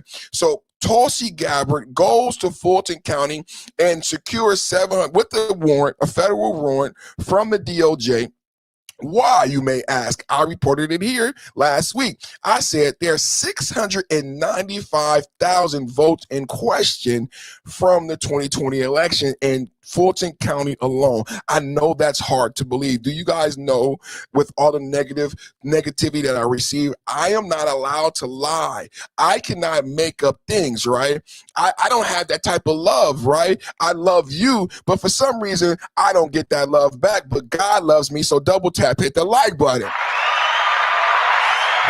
Woo! So I explained to individuals that there was a story. A lot of people knew about the story about the 315,000 votes that were on 150 tapes. Do you guys really know the details, right, of what's going on in Fulton County? There's two separate stories. Let me explain them both to you. What led Tulsi Gabbard come there with a warrant to secure those 700 boxes of ballots? Now, listen, the first story we all heard about, and get this, the voter registrar and interviewed her employees, and they did not deny. They did not deny that 315,000 votes were not signed, but not only were they not signed, the 150 tapes that held the 315,000 votes were lost.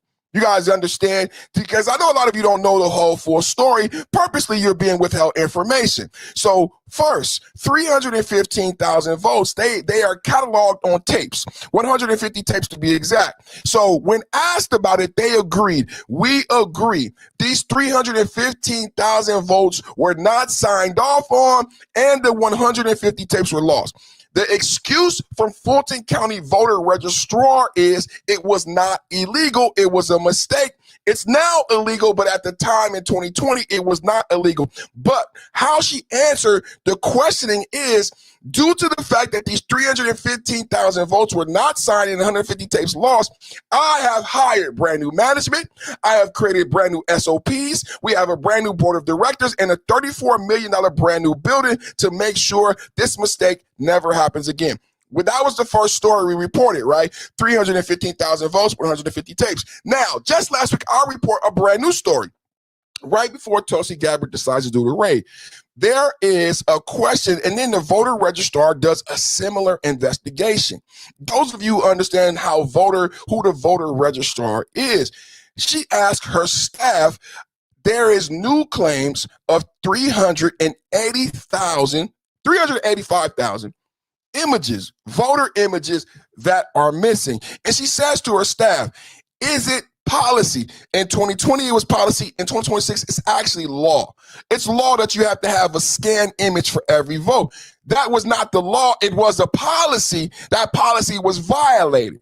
So she asks, are there images for these 380,000? They say no. She says, is that the policy? They say yes. She asks, do you agree that all votes should have an image? They say yes, but it wasn't a law. So what we have to understand as we move forward in 2026, as you see potentially Barack Obama called up on charges, potentially Fulton County registrar called up on charges. I'm reporting people being already arrested in Fulton County. You have to understand that we're talking about 695. Now, listen what I'm saying to you this morning. I am not saying that someone cheated. Did you guys hear me? I am not saying that someone cheated, right? I'm not saying that. I am saying that Tulsi Gabbard and Trump's DOJ is investigating the questionable ballots because of the volume. Doesn't it sound similar to Minnesota? We have all of this distraction in Minnesota, but $19 billion is why Tom Home and Kristi Noem came there with 2,000 people to stop us funding a Muslim terrorist group in Somalia. What was it? Shabbat? What? Somebody put the name of a Muslim terrorist group in Somalia that's being funded in the Central Bank in Minnesota. See, people get all mixed up. So I'm not saying that Fulton County cheated. I'm not saying that. I am saying it is very valid. I'm saying I'm very proud of Trump and Tulsi Gabbard, because if I heard about, listen to this, Fulton County in Georgia is doing their own investigation. Do you understand? Just like a murder investigation where the feds come in and say, okay, this case is so bad, it's now going to become a federal investigation. Do you guys understand what I'm saying? The local Fulton County is the one who found these mistakes during their own investigation. So the feds just said, wow. You guys lost 150 tapes, 315,000 votes. Wow. You guys don't have images for 300. That's 600.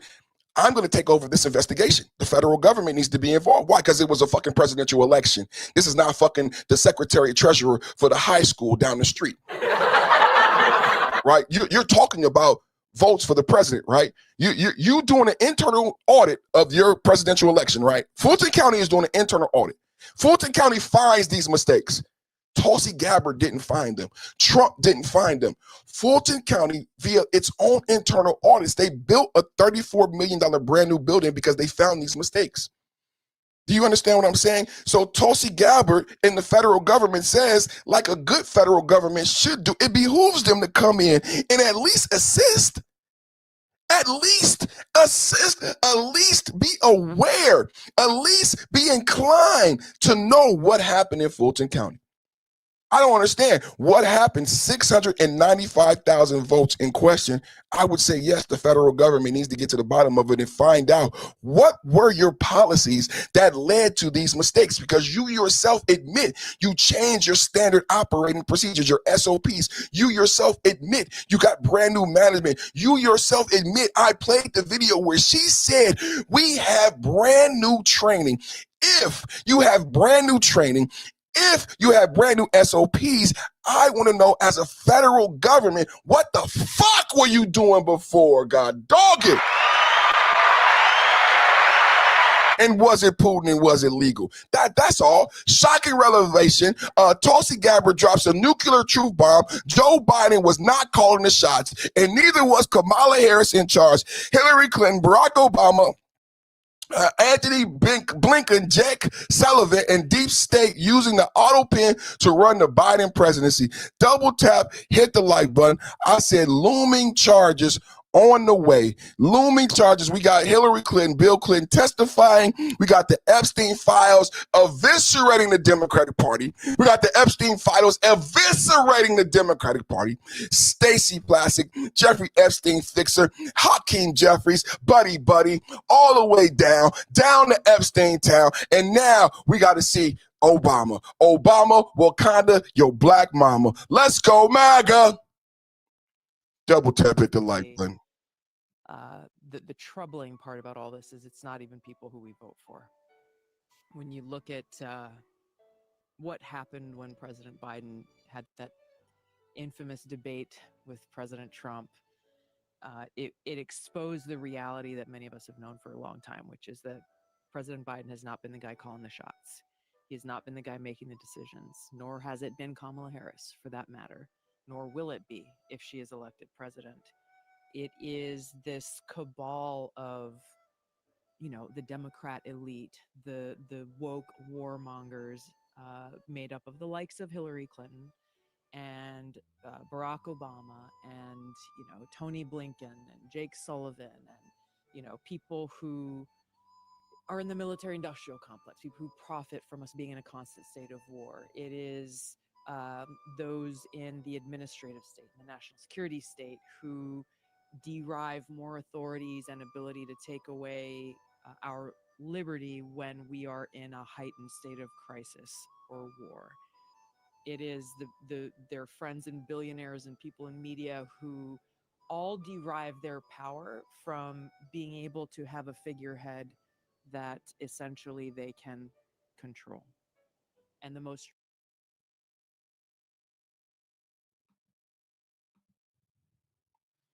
Double tap, hit the like button. Double tap, hit the like button. Let's check out Tulsi Gabbard one more time.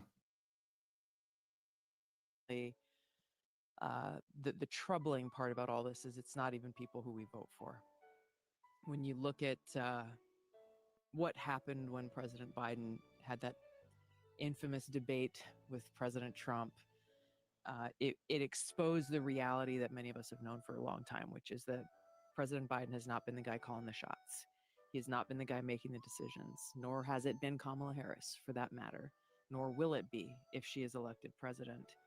It is this cabal of, you know, the Democrat elite, the woke warmongers, Right. made up of the likes of Hillary Clinton and Barack Obama and, you know, Tony Blinken and Jake Sullivan and, you know, people who are in the military industrial complex, people who profit from us being in a constant state of war. It is those in the administrative state, the national security state, who derive more authorities and ability to take away our liberty when we are in a heightened state of crisis or war. It is their friends and billionaires and people in media who all derive their power from being able to have a figurehead that essentially they can control. And the most Double tap, hit the like button. Purpose of the podcast, back with the blast. Tulsi Gabbard, about to go. We're hearing about investigations looming. Shocking. Biden was not calling the shots with the auto pen. Not shocking to us. Not shocking to MAGA. Double tap, hit the like button. Not shocking to MAGA. Obama's secret state behind army. Let's go, MAGA. Let's go.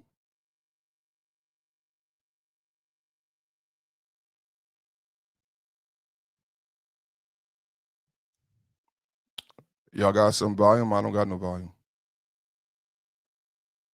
Oh, this is one they want us to read. The Department of the Deep State is one of the ones you got to read.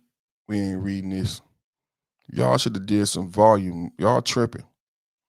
I love you, but we need some volume. People need to read to hear what you got to say. You know what I'm saying? An opportunity to.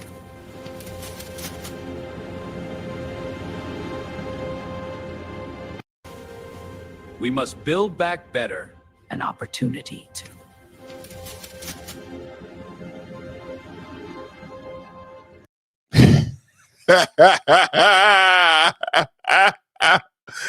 I like this one too.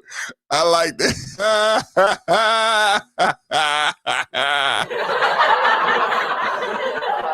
Oh man, auto pen. Kamala, surprise. Kamala wasn't running the shots. Biden wasn't running the shot. Auto pen traders. Look. I'm not surprised. Kamala Harris is that girl at the party craving for attention and will try to get it any way possible, just as Montel Williams and Willie Brown.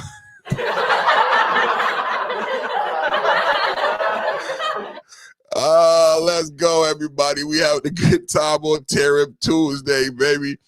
Tariff Tuesdays, man. Tariff Tuesday. If I could make an arrangement where I have a stand in for a front man and they had an earpiece and I was in my basement in my sweats, I could deliver the lines, but somebody else is doing the talking, I'd be fine with that. Barack Obama. Y'all remember that? I actually remember when he said that. I remember when he said that if I could make an arrangement where I have a stand-in or a front man and they had an earpiece and I was in my basement in my sweats, I could deliver the lines, but somebody else is doing the talking. I would be fine with that, Barack Obama. Now, a lot of you may be upset and say, oh no, that's outlandish and far-fetched. How many of you remember the story of Stacey Plaskett on the phone with Jeffrey Epstein live? How many people remember Stacey Plaskett on the phone with Jeffrey Epstein live?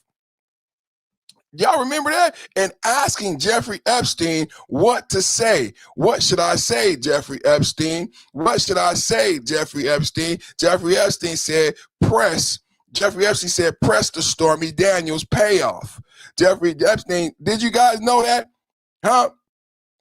Did you guys? So when we talk about Barack Obama,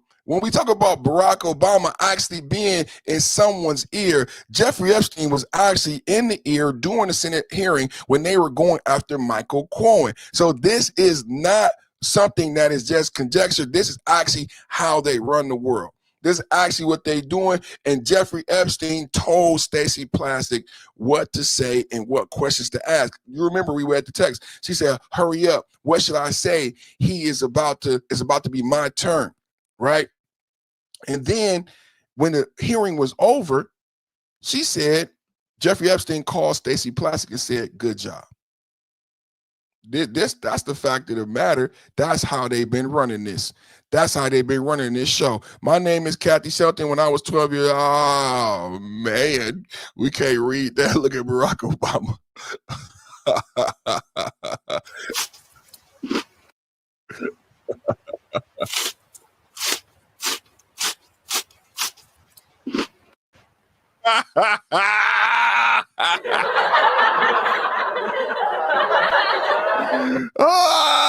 Double tap hit the like button.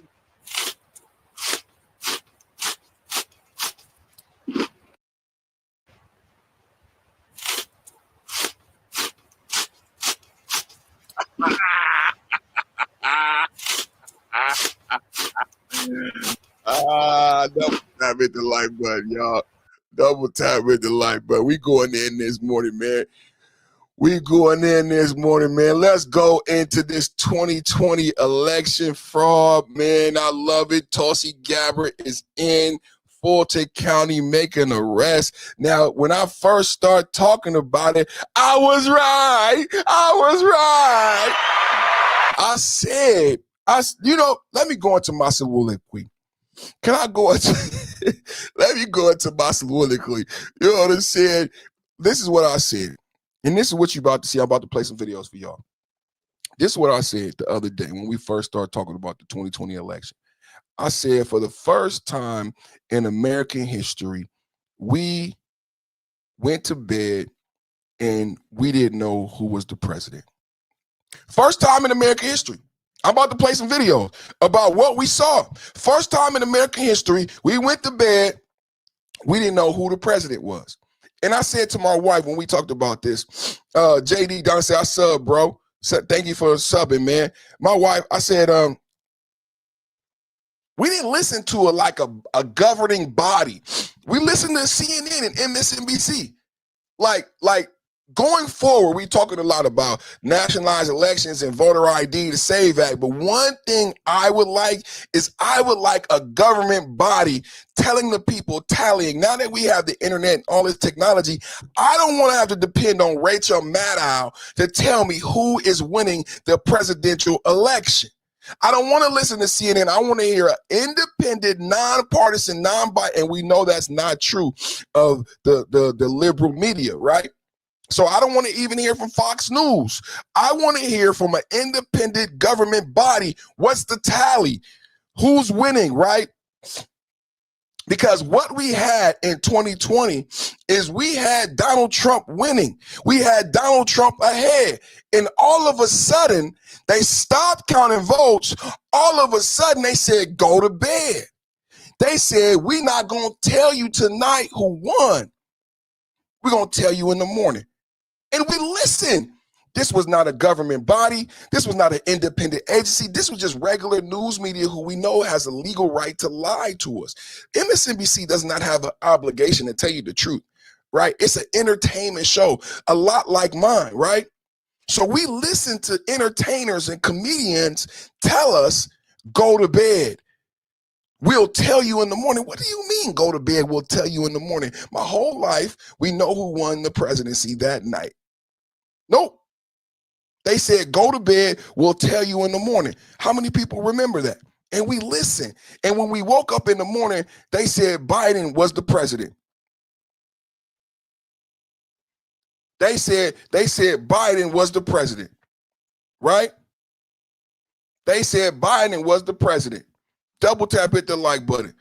And then we get what we got. So let's get into what I'm showing you right now. Let's get into what I'm showing you right now. Let's get into this information. Double tap, hit the like button. I thought that was odd. That's a beautiful picture. Is that Michelle Price? That's a gorgeous thumbnail. You are a gorgeous piece of something right there. Do you remember the time when we fell in love? Do you remember my baby? We knew it was stolen. Double tap, hit the like button. We all knew it was stolen. The Post just nailed the biggest crime in American history, 138,000 votes in 2020 and 0 for Trump. Statistically impossible. They stole the election in plain sight. They censored, arrested, indicated anyone who dared speak up. Pure tyranny. Now in 2026, the truth is exploding out. Trump vindicated, deep state exposed. The people were right all along. Rage, injustice, incoming. Double tap, hit the like button. Let's lay the facts. There was not a Trump vote in there. They all vote, and you do not have a place in any state. Maybe Dixville's Notch, where there were 5 voters at the first thing, and they all 5 voted for Biden. Maybe there, but not when you have something of 138,000. You don't all break that way, and it still shouldn't be linear because you have so many counters that are counting across the way that they're all tallying and reporting, and you don't bunch them in and report one thing. So that doesn't look right for the process. It certainly does not look right for the fact that there is no place of 138,000 where you don't have both candidates represented. I mean, even the bluest city, you're still going to have somebody voting for the other party. And so what we're looking at is 2 graphs, and he's showing an arc. He's showing the arc of these 130,000 votes. So he's saying when we went to bed, Trump was winning. You see the arc, Trump was winning. You see the red over the blue. But what you see in that arc is you see a left, abrupt right turn. It stops, it goes directly up, all for blue. And then it aligns itself above the red line. Do you guys see that? Now, this took place at night, in the darkness. Trump was winning. Then all of a sudden, per these graphs, Biden gained all the votes in this one particular area, and Trump got none. He said that's statistically impossible. Even if Biden got won the majority of the vote, there would be at least 1 vote for Trump. This is showing that there was a spike, a purely blue spike of 100, the perfect amount. Think about this, the perfect number to put Biden ahead. Let's look at, that's why I went full screen so you can see the graph. And so these 2 things, it would not be a tight race right now had this not occurred. And this looks like it occurred maybe 4:30 in the morning. This is about 6:30 in the morning. 6:23 a.m. There you go. Here. You guys hear that? So we go to bed, Trump is winning. We go to bed, Trump is winning. And at 4 o'clock in the morning, 6 o'clock in the morning, remember the voting machines. All of a sudden, there's this spike of 130,000 to put Biden ahead of Trump. The problem is, mathematically, it's impossible for there to be this type of spike. Not that Biden wouldn't get more votes, but it would grow incrementally together. As Biden gets votes, even if you got 100,000, Trump would get 10,000. This shows Biden at 6 o'clock in the morning, 4 o'clock in the morning, getting all the votes that were available to get, putting him ahead of Trump. That's mathematically impossible because there's not only one type of voter in America. Well, 6:23 here. There. Yeah, looks like about 4:30 maybe. that it shot up here. So those are the two charts. And now you hear that Nevada has shut down. They're suddenly not counting anymore. So there's some crazy stuff going. If you had to make a prediction of why would they stop counting in Nevada? I mean, people at home are trying to figure out what? It's the middle of the day. Why would you even stop? That's what's inexplicable by all logical, by all political counts. It makes no sense at all. So you would still have people working. You would still have people counting through the day, through the night, trying to get the tally. It makes no sense why you shut everyone down. Double tap hit the like button, man. Let's explain it one more time. There's no way you should see this. What I'm explaining to you is, now remember what I said to my wife. Now remember what I said to my wife. I said this was the first time we went to bed and there was no victor. They said go to bed, even though Trump was ahead. Remember, Trump said this. This is what led to the phone call in Georgia where Trump said, I need 11,000 votes, because Trump couldn't believe it himself. Trump was ahead in all metrics. We go to bed, and then now I'm giving you the evidence. They say go to bed. Trump is winning. We'll tell you in the morning, but we already knew Trump was ahead. He was so much ahead, there was no way for Biden to win. Do you guys know that? Trump was so ahead, there was no way for Biden to win. Did you guys know that?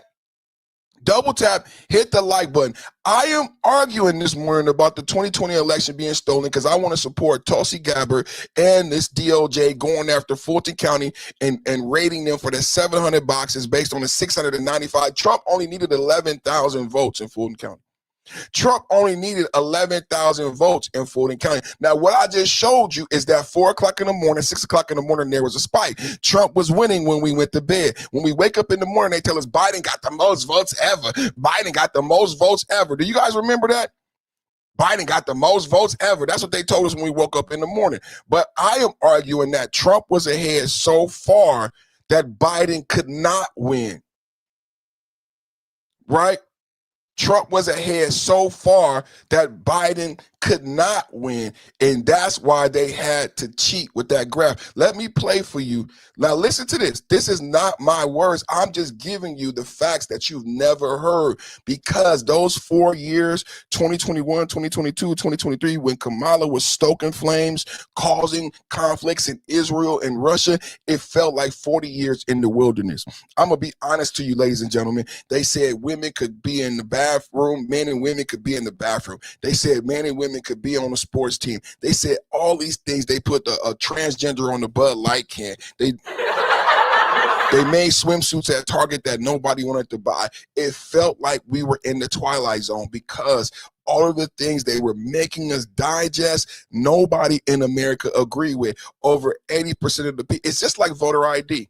Right now, if y'all want to harken back to 2022, we could talk. We're going to talk about voter ID, but so what it was like living in the era of Kamala and Biden is like voter ID. 80% of the people believe that you need an ID to vote. Blacks, whites, it's not a racial issue. Democrats want to make it a racial issue, but it's not a racial issue. 80% of the people did not believe in kids having transitions. Right now, Trump has made it illegal. Thank you, Trump and Dr. Oz and RFK Jr. And parents, remember the rules. Your child can go to school, have a conversation with their teacher, come back a different orientation, in a divorce. And we talked about white fathers being arrested for not referring to male children as women, right? We talked about white fathers losing custody of male children because they would not gender affirm. Do you guys remember? So that's what it was like in 2022 when we knew that they stole the election. I'm arguing this morning that Trump was so ahead that Biden could not, even if Biden got the majority of the votes, he still couldn't beat Trump. I'm going to show you video proof of my argument, right? This is what I'm doing this morning. I'm going to show you. CNN realizes on air Trump swept Georgia from Kamala Harris. Get ready for a big-time liberal meltdown. Now has a margin of 118,838 votes, and you're saying there's 100,000 left. If he's being literal, sometimes 100,000, you know, they're getting calls from counties and they say 20,000, it's really 22. Right. They say 30,000, it could be 33. John, but if he's can I just jump in? Yes, please. Actually, we asked about how do you know these numbers, and actually by law, they have to have it, the actual numbers. So I understand your point, but I think they do have more precise numbers based on what the law requires. Interesting. Well, then that math sends a shockwave through the Harris campaign. Yeah. If that is literal.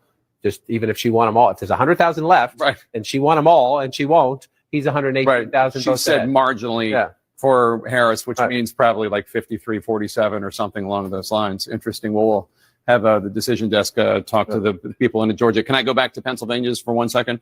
Now has a margin. Even if they won all the votes, still couldn't win. This is the same mathematics in 2020. Let's look and listen. There was not a Trump vote in there. They all vote, and you do not have a place in any state. Maybe Dixville's Notch, where there were 5 voters at the first thing, and they all 5 voted for Biden. Maybe there, but not when you have something of 138,000. You don't all break that way, and it still shouldn't be linear because you have so many counters that are counting across the way that they're all tallying and reporting, and you don't bunch them in and report one thing. So that doesn't look right for the process. It certainly does not look right for the fact that there is no place of 138,000 where you don't have both candidates represented. I mean, even the bluest city, you're still going to have somebody voting for the other party. And so these two things, it would not be a tight race right now had this not occurred. And this looks like it occurred maybe 4:30 in the morning. This is about 6:30 in the morning. 6:23 a.m. There you go. Here. Well, 6:23 here. There. Yeah, looks like about 4:30 maybe that it shot up here. So why is that important? 4 o'clock in the morning, 6 o'clock in the morning, while you were asleep, it shot up. But the thing is that it's not that it shot up. Number one, the voting had been closed since 5 o'clock. Voting had been shut off and they stopped counting. Think about what we're talking about. Where did those 100,000 votes come from? Because voting had stopped at 5 o'clock. You got mail-in ballots in California, and they stopped counting in Nevada. So how did this increase come in if voting and counting has stopped hours ago? How at 4 o'clock in the morning, 6 o'clock in the morning, Biden gets just enough, the perfect amount to make him the winner? Not just 50,000 votes, no, because that would make him the winner. Not 70,000 votes, no, because that wouldn't make him the winner. 138,000 votes, and you see a direct line shoot up above the red line. those are the two charts, and now you hear that Nevada has. Do you see what I'm talking about? Trump is winning when we go to bed in both charts. The red line is the Republicans, the blue line is the Democrat. Trump is winning when we go to bed across the nation. Across the nation. Trump is winning across the nation, right? Then at 4 o'clock in the morning, it's relevant. 4 o'clock in the morning, 6 o'clock in the morning, there's a spike. The reason he's talking about the spike is because the spike occurs solely, independently. He said that's mathematically impossible. You do not have this direct upshoot. You see that line going straight up? It's blue. And in that increment, there's no red votes. He said during this, in this graph, it tries to tell us that only 130,000 votes came in at that time. He said mathematically that's impossible because there's not all Democrats nowhere. There's not 100% Democrats anywhere. Shut down. They're suddenly not counting anymore. So there's some crazy stuff going. If you had to make a prediction, why would they stop counting in Nevada? I mean, people at home are trying to figure out, what? It's the middle of the day. Why would you even stop? Do you? I mean, come on, man. And do you know the worst part of this, MAGA, the worst part of this, we were not allowed to have just common sense conversations. You know, Charlemagne, Rachel Maddow, even right now, Bakari Sellers is saying to our buddy Scott on MSNBC, you do believe that the 2020 election, Trump lost, right? You do believe this is what they did for 4 years. It was impossible to talk about whether or not these things happened and occurred, the things we saw with our own eyes. MAGA, conservatives, remember for 4 years, they yelled at us, you a denier, you a 2020 denier, you a Trumpist, all of this weird shit. Conservatives, intelligent people, even if you were not Republican, you were not allowed to talk about the 2020 election and all the weird shit you saw. You were not allowed to bring it up. I said, hey, do you guys remember those videos of black women on TikTok making predictions and laughing? Do you know how they do votes, right? They get temps.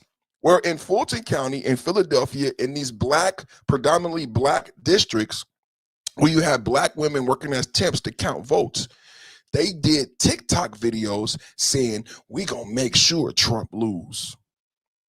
We gonna make sure. And I brought it up on my channel. I said, do you guys remember all of those videos we saw about the corruption in the 2020 election?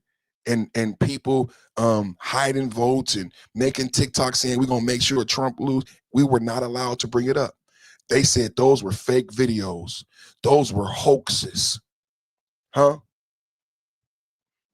It's just like the Trenta de Agua videos. And the Biden administration in Chicago and in Aurora, Colorado, there were black people who made videos about Venezuelan gang members coming to take over apartment complexes and kicking out black Americans. And I said, why do you guys forget about those videos? Why do you forget about the videos from 2022 when blacks in Chicago, Southside Chicago, and Aurora, Colorado, begged Biden for help? Said, Biden, these gang members are kicking us out of our apartments, and begged the federal government for help. When Trump came to help Chicago, everybody forgot. When Trump came to help Chicago, everybody forgot. I did the research. I said, ChatGPT, how many TDA gang members, Venezuelan migrants came into Aurora, Colorado? 40,000. Just so you can understand what that population had to deal with. An influx of 40,000 gang members from Venezuela came into Aurora, Colorado all at one time and took over the drug trade and took over the apartment complexes. They did the same thing in Chicago, but it was during the Biden administration and Biden didn't do anything. Trump did something with ICE. Whenever you hear about ICE and Trump going into these places, you guys just remember the video, like I'm about to play a video from 2020. We all saw these videos. We remember Aurora, Colorado begging for help. Aurora, Colorado begging for help. And no one came to help. Chicago blacks. I remember black people in Chicago making videos. Hey, it's not fair that these immigrants are getting $5,000 to $10,000 in food stamps. It's not fair that these immigrants are getting housing. They're evicting black Americans and giving Venezuelans apartments. I remember seeing that video. Because of that, you have a black MAGA movement in Chicago led by a black woman. You have a black conservative MAGA movement in Chicago that was created during immigration, during the Biden administration, when black Democrats, this is what Blexit, shout out to Candace Owens and Blexit. This is what Blexit is all about. This is what Blexit is all about. This is why we love Candace Owens. This is why we love Charlie Kirk. We love Charlie Kirk. We always love Charlie Kirk. Charlie Kirk invested in black conservatives. Charlie Kirk invested in black Republicans like Candace Owens. Blexit is happening across the country and in Chicago. When Democrats gave favor to Venezuelan gang members, there was a resurgence of black Republicans in Chicago asking black Democrats about property taxes. Y'all remember that video, the black woman, she had on the red MAGA sweater and a red MAGA hat. And she said, property taxes. And she said, we calling out the Democrats.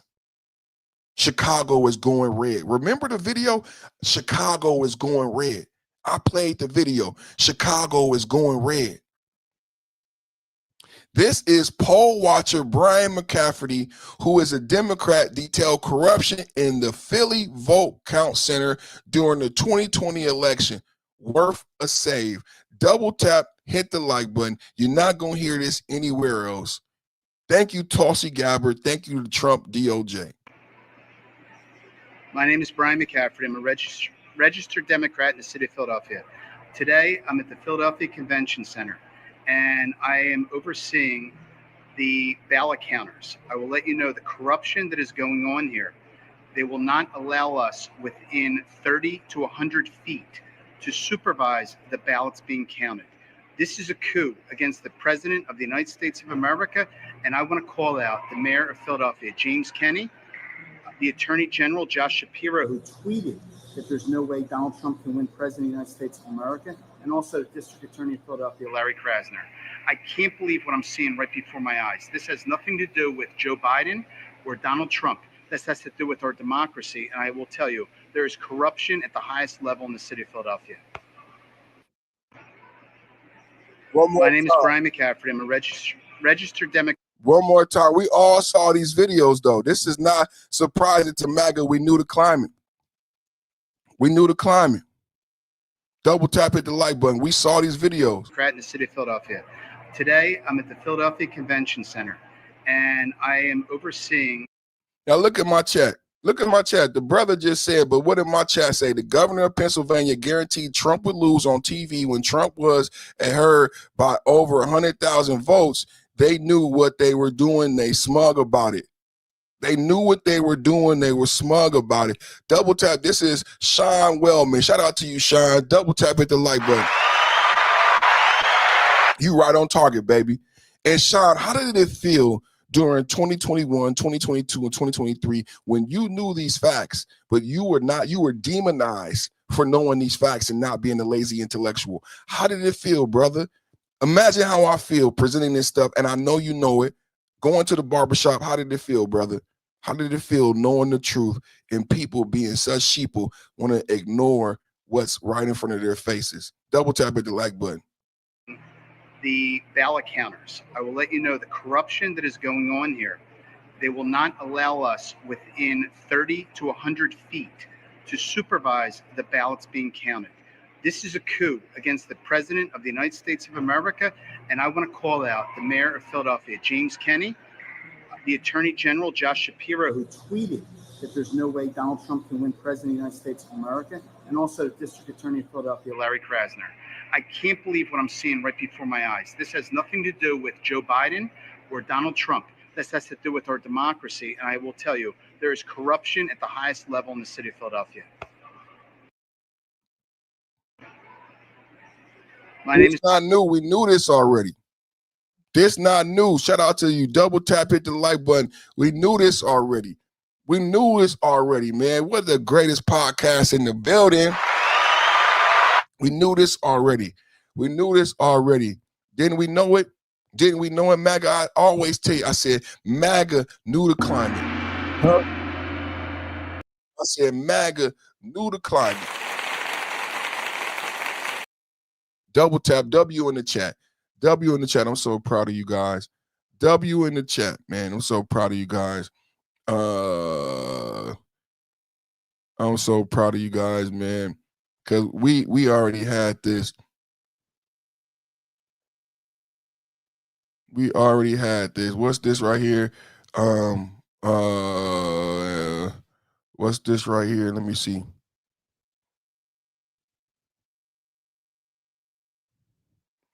All right, let's get into it. Let's get into it.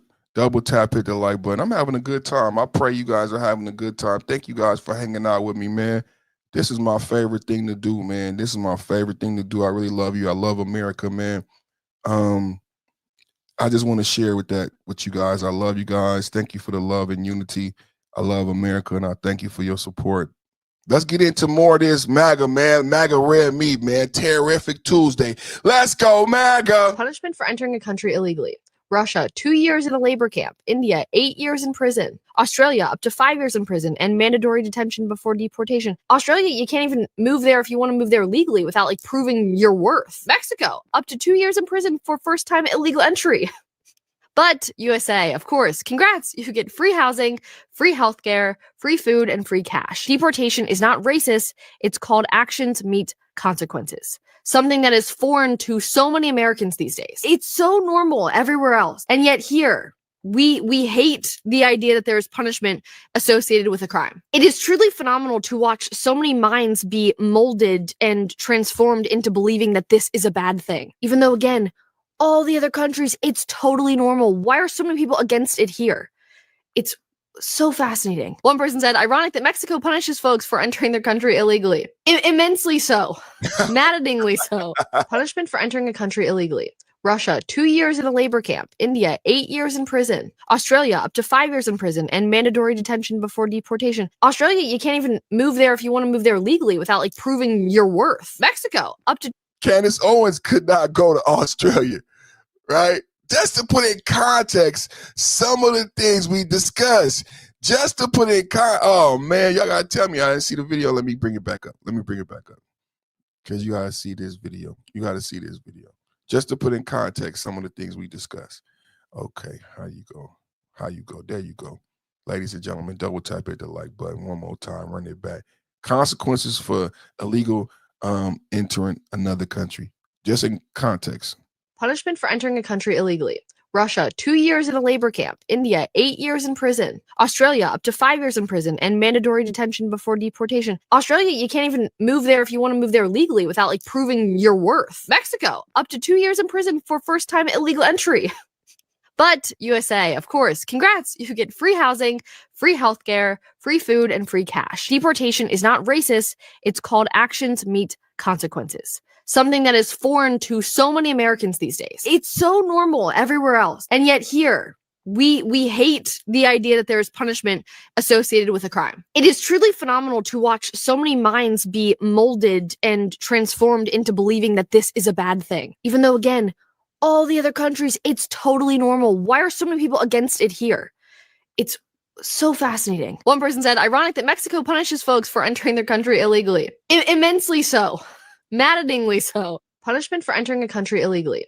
Russia, 2 years in a labor camp. India. Did you guys know that? Just to give context to the debate, that in the discussion that we having this morning, Just to give context in the debate to the context that we having this morning for other countries. Let's keep going with the fire. Let's keep going with the election fraud. 2020 election fraud. The 2020 election was stolen. This is exactly why we must end mail-in ballots and require voter ID to prove U.S. citizenship in order to vote. Elections are crucial in retaining power in order and solve every other problem that we face. Pass the SAVE Act.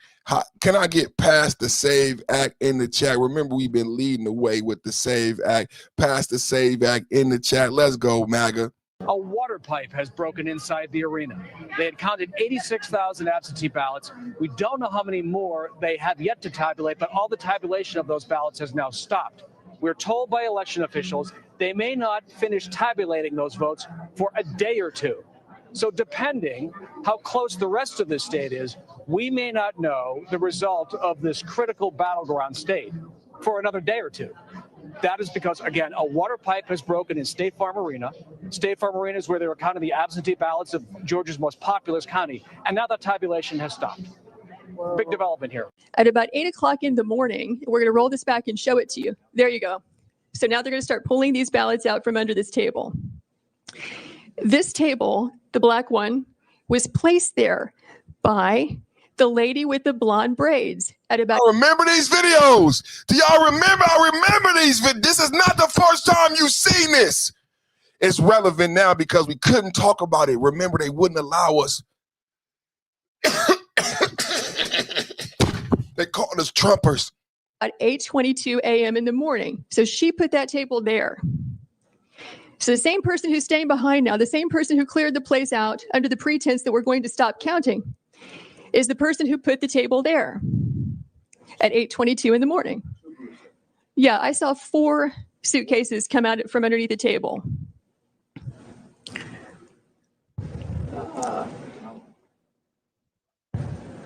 Yeah, upper right hand, you see the gentleman in the red.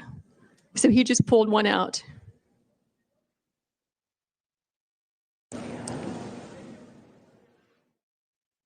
So what are these ballots doing there, separate from all the other ballots? And why are they only counting them whenever the place is cleared out with no witnesses? Man. Is the question. That's the question. Talk about it, sister. So these. Now, keep in context, when we saw this video, we never knew. Keep in context, when we saw this video, we didn't know about this graph.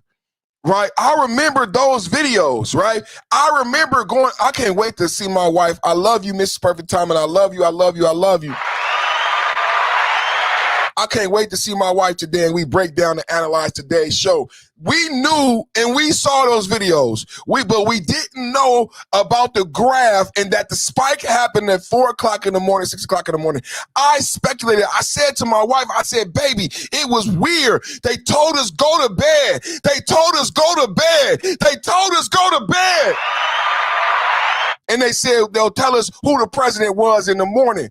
And then in the morning, they said Biden got more votes than Obama. Biden got the most votes a president ever got. But I said, baby, how could they tell us that lie? Because Obama had lines.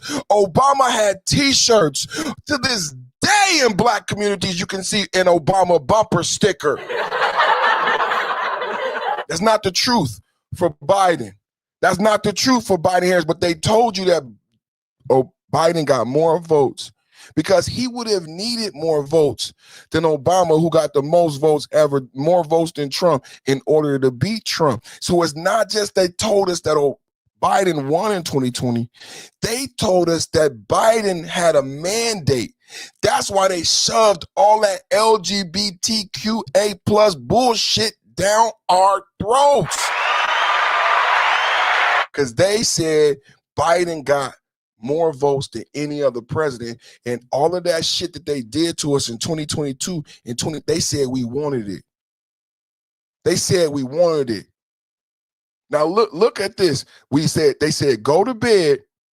Look at the spike straight up. So many counters that are counting across the way that they're all tallying and reporting, and you don't bunch them in and report one thing. So that doesn't look right for the process. It certainly does not look right for the fact that there is no place of 138,000 where you don't have both candidates represented. I mean, it don't look right for the process. He said it's certainly nowhere ever will you have this where both candidates are not. Let's look at it again. You see the spike. So what I'm arguing is we knew about that video with the boxes.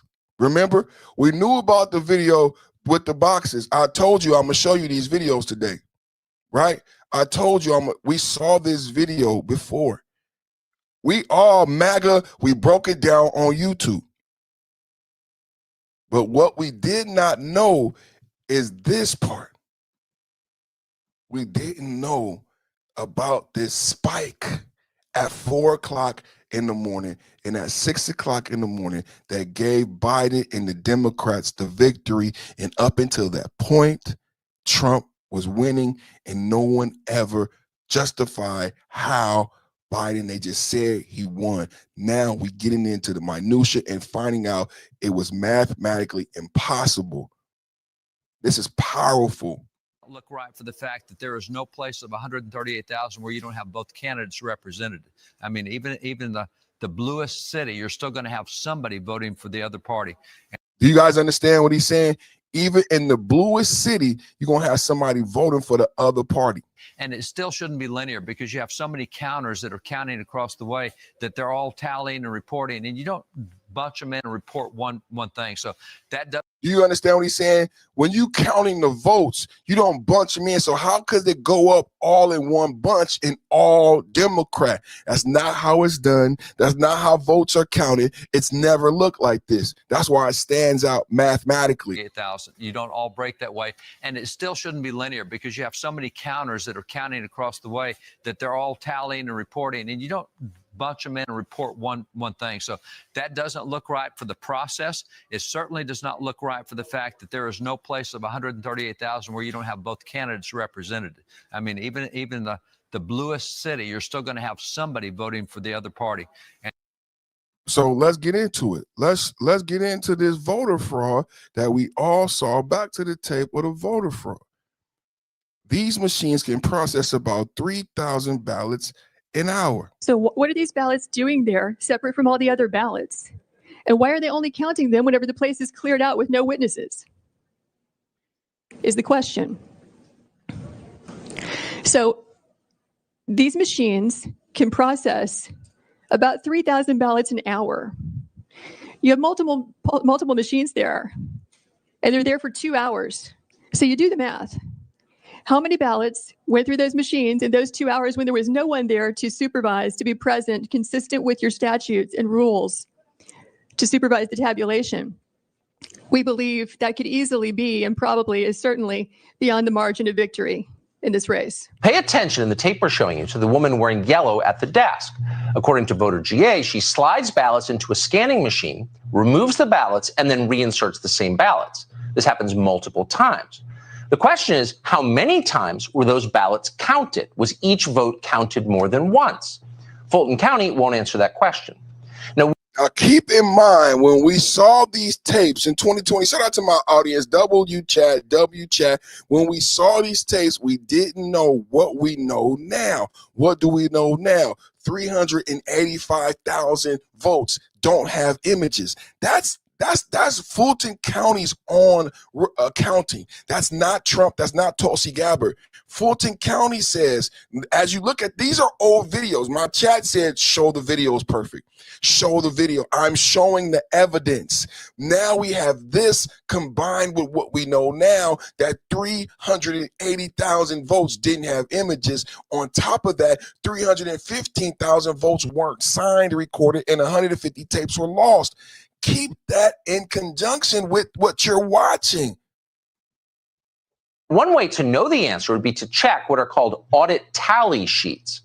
Tellingly, for months after the presidential election, Fulton County failed to provide more than 100,000 of those tally sheets, including 50,000 of them for mail-in ballots. It now appears there actually was meaningful voter fraud in Fulton County, Georgia. This is really fascinating. Again, all of the... I can't make this up, you guys. Just imagine if Trump would not have won the presidential election. All of these facts would be buried. I'm arguing this morning that 2021, 2022, it was like 40 years in the desert for conservatives and intellectuals who were forced to ignore these truths and what we saw and knew with our own eyes. Charlemagne, Rachel Maddow, Bakari Sellers. You don't believe in 2020. You don't believe that, do you? You don't believe Trump won, and are you one of those? It was so difficult for 4 years. We weren't even allowed to talk about what we saw.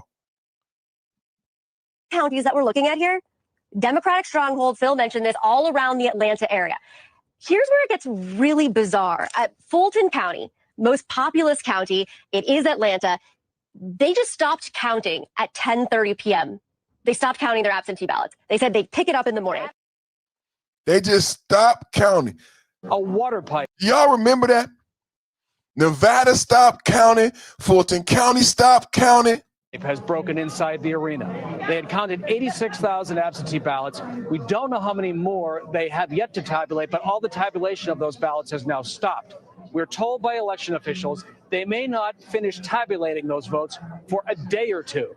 At the time in Georgia, now think about what we're talking about this morning. Tulsi Gabbard, this is relevant. People, oh, you're going back to 2020. Why you? Tulsi Gabbard and the DOJ just subpoenaed 700 boxes and votes, 695,000 votes in question. And I believe they're going to make arrests. Tulsi Gabbard told officials from the Fulton County Registrar, I'm going to make arrests. After she did the raid, she said, do not leave, make yourself available because I still tend to make arrests. I'm going to look it up right now.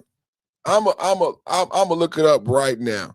Have arrests been made in Fulton County, GA, and voter registration? That I just want to know. I don't see anything. Last thing I reported is they raided and they were going to talk about arrests, but I don't see anything actual about arrests. Fulton County seeks return. Here go Pawpaw. Let me see if I could bring up Pawpaw. Let me see if I could bring up Pawpaw for us. Okay. Let's bring up Pawpaw. All right. All right. Let's see what we got here. Raid that folks watched all over the country. Fulton County now suing the federal government to get its ballots back. And one local leader says President Trump is using that data in efforts to nationalize upcoming elections. Channel 2's Richard Elliott is live in downtown Atlanta. Richard, Fulton County says it does not trust federal agents with those ballots. Yeah, it was just 1 week ago today that the FBI raided the Fulton County Elections Hub. We were told then that county officials intended to file some legal action. They did today to get back those ballots. Thank you so much for being here, particularly on such short notice. At a hastily called morning news conference, Fulton County Commission Chair Rob Pitts announced he and the county filed a motion in federal court to get back the 2020 ballot seized by federal agents last week. And I think that Fulton County, Georgia is in fact the epicenter. We were there outside the Fulton County Elections Hub in Union City as federal agents conducted a sudden raid using a still sealed criminal search warrant and seized 700 boxes of ballots and voter information. Pitts says his motion asked for the return of those boxes and to unseal the warrant so they can know what's behind this raid. He says he isn't sure where the ballots are and what's being done to them. Are they being tampered with? I can use my imagination, and I would certainly hope not, but we don't know. Minutes later, county commissioners went out of their way to honor the Fulton County Elections Office and its director, Nadine Williams, with a proclamation at the commission hearing. Pitts believes he and other state elections officials could be arrested after this investigation, though for what, he does not know. He also believes this is part of President Trump's expressed desire of nationalizing the upcoming election by using election data taken from Fulton County as a reason. We will use every resource at our disposal to fight for their vote, and that we will fight using all resources against those who seek to take over our elections. Oh, Pawpaw. Oh, Pawpaw. You hear they said they're gonna be doing some arrests, man. They're gonna be doing some arrests in Fulton County, man. So why are we talking about this? Because Tulsi Gabbard and the DOJ is in Fulton County. They've already done a raid, 700 boxes, and I just want to give y'all a background of what we saw. Y'all remember what we saw? Why would they be raiding? Why would there be an investigation? This is Brian McCaffrey. I'm a registered Democrat in the city of Philadelphia. Today, I'm at the Philadelphia Convention Center, and I am overseeing the ballot counters. I will let you know the corruption that is going on here. They will not allow us within 30 to 100 feet to supervise the ballots being counted. This is a coup against the President of the United States of America, and I want to call out the mayor of Philadelphia, James Kenney. Now remember, I just played a video where they would not allow, they made everybody leave, and then they said voting was over, and then we see women on camera, just two women when everybody's gone, supposed to be going home. supposedly tallying votes. The Attorney General, Josh Shapiro, who tweeted that there's no way Donald Trump can win President of the United States of America, and also District Attorney of Philadelphia, Larry Krasner. I can't believe what I'm seeing right before my eyes. This has nothing to do with Joe Biden or Donald Trump. This has to do with our democracy, and I will tell you, there is corruption at the highest level in the city of Philadelphia. Facts on the ground. Facts on the ground. How close the rest of the state is, we may not know the result of this critical battleground state for another day or two. That is because, again, a water pipe has broken in State Farm Arena. State Farm Arena is where they were counting the absentee ballots of Georgia's most populous county, and now the tabulation has stopped. Big development here. At about 8 Did y'all hear that? This is, I bet you a lot of people forgot the story from Fulton County because Fannie Willis redirected. This is what Democrats do. RICO, put Trump on the RICO. They put Trump 36 felonies from a misdemeanor, and then they misdirect from the fact of all the corruption. I then read to you 695,000 votes. Now, going back, people are like, damn, that's right. They told us they had a busted water pipe, and they stopped counting votes. Think about everything you've been educated about today. Shit. 315,000 votes not recorded, not signed. 380,000 votes not imaged. Shit. They did stop counting because of a fake water issue. How can we believe anything that came out of Fulton County? Why do you think Donald Trump even called out there and said, I only need 11,000 votes? He was trying to help them. He knew they had cheated. They had stolen damn near 1 million votes. Trump said, I only need 11,000. Y'all done tried to take 700,000. Even with the 700,000 you stole, I still only need 11,000. Now, let's go into details about that theft. Of this critical battleground state for another day or two. That is because, again, a water pipe has broken in State Farm Arena.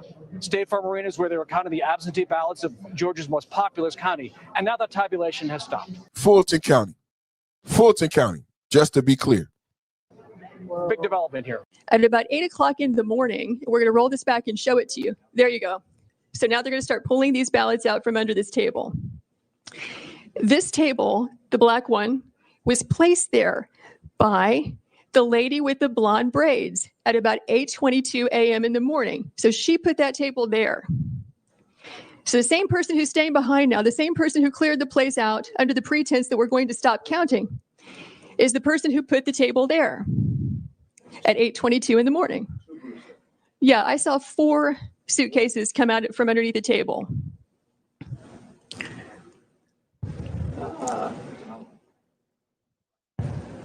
Yeah, upper right hand, you see the gentleman in the red. So he just pulled one out.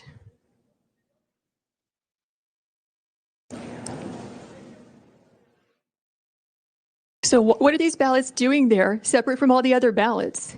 And why are they only counting them whenever the place is cleared out with no witnesses? Is the question.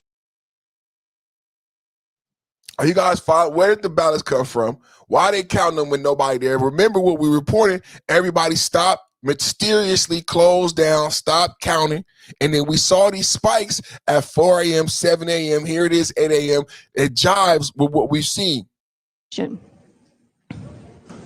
So these machines can process about 3,000 ballots an hour. You have multiple machines there, and they're there for 2 hours. So you do the math. How many ballots went through those machines in those 2 hours when there was no one there to supervise, to be present, consistent with your statutes and rules, to supervise the tabulation?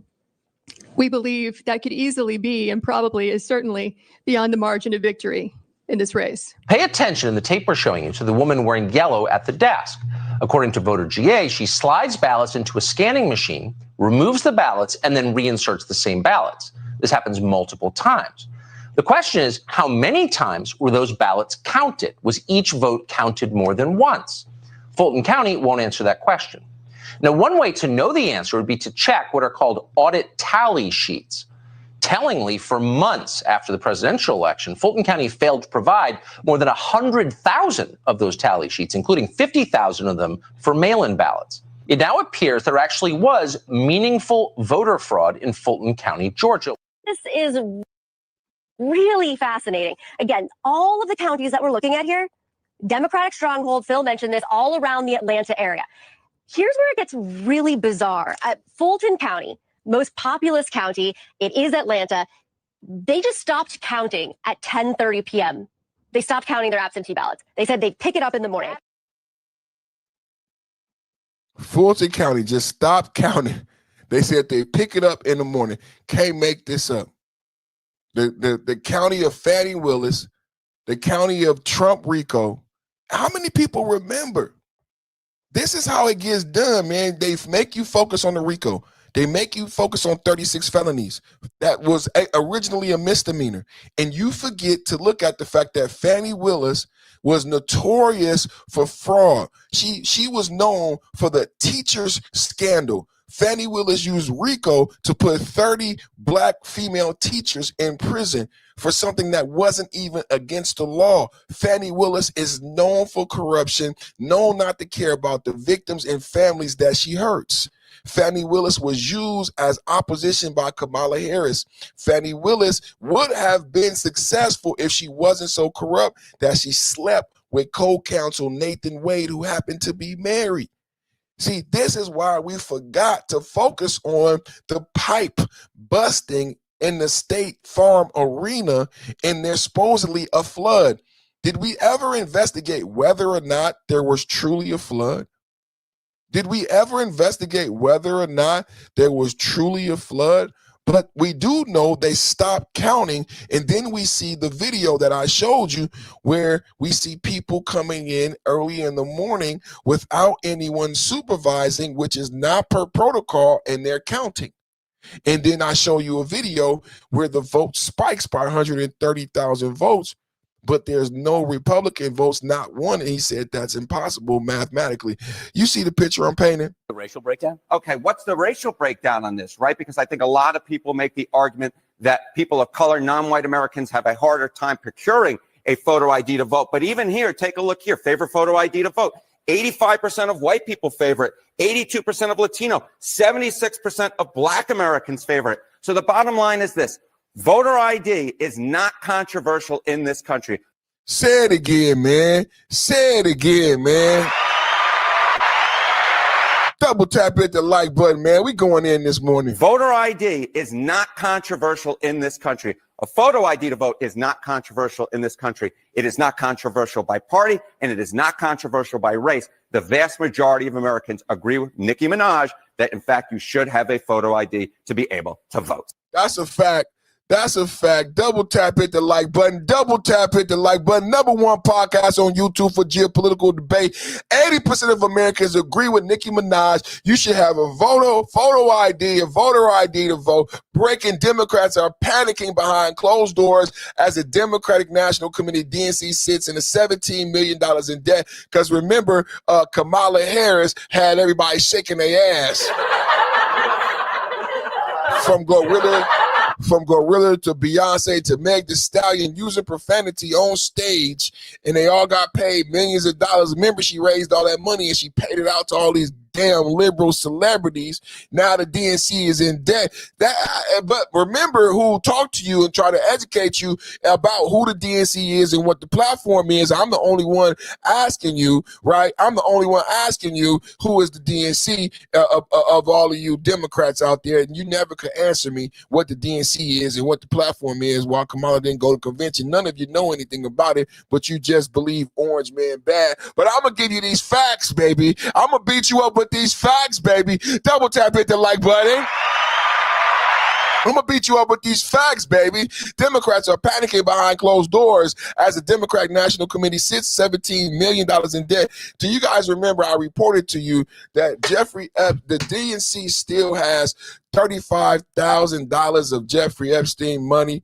DNC still, let me bring this up for y'all. Still, as we talk about the DNC being in debt, still holds 35K of Jeffrey Epstein. We're getting Epstein money.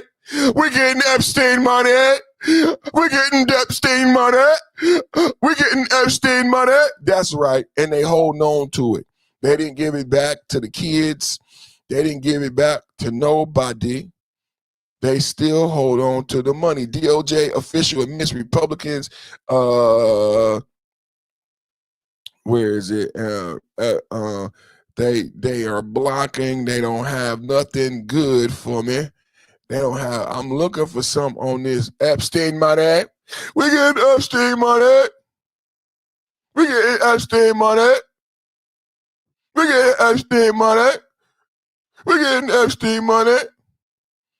We getting Epstein money. They don't want to have it. They don't want to tell me. They don't want to share with it. They don't want to share it. They don't want to share it. But I know, you know, we're getting Epstein money. We're getting Epstein money. We're getting Epstein money.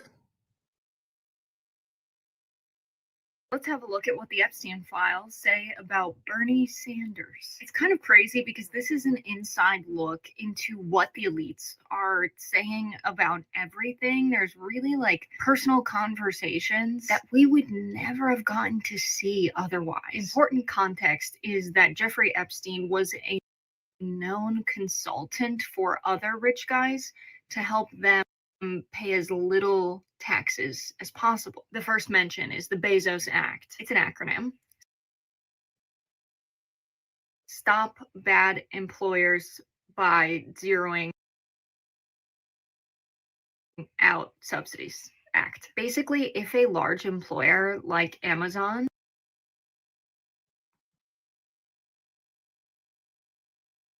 that has huge profits is hiring people who rely on federal assistance, this act taxes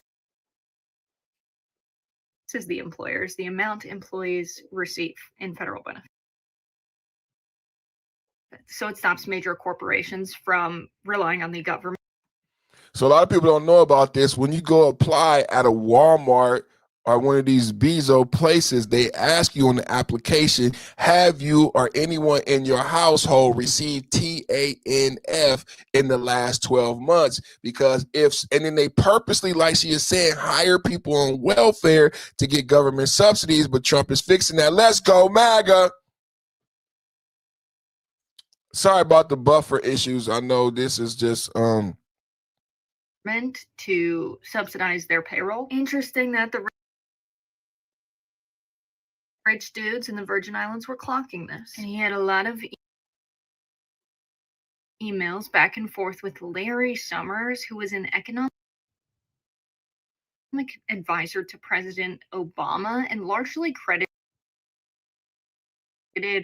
for the more neoliberal, whenever it's the good stuff, conservative economic policies. Obama ran as a populist, and people think that inner circle folks like Larry Summers are those who swayed him. And if you read Larry Summers' writings, that becomes like pretty obvious pretty quickly. This email subject that he forwarded to Jeffrey is a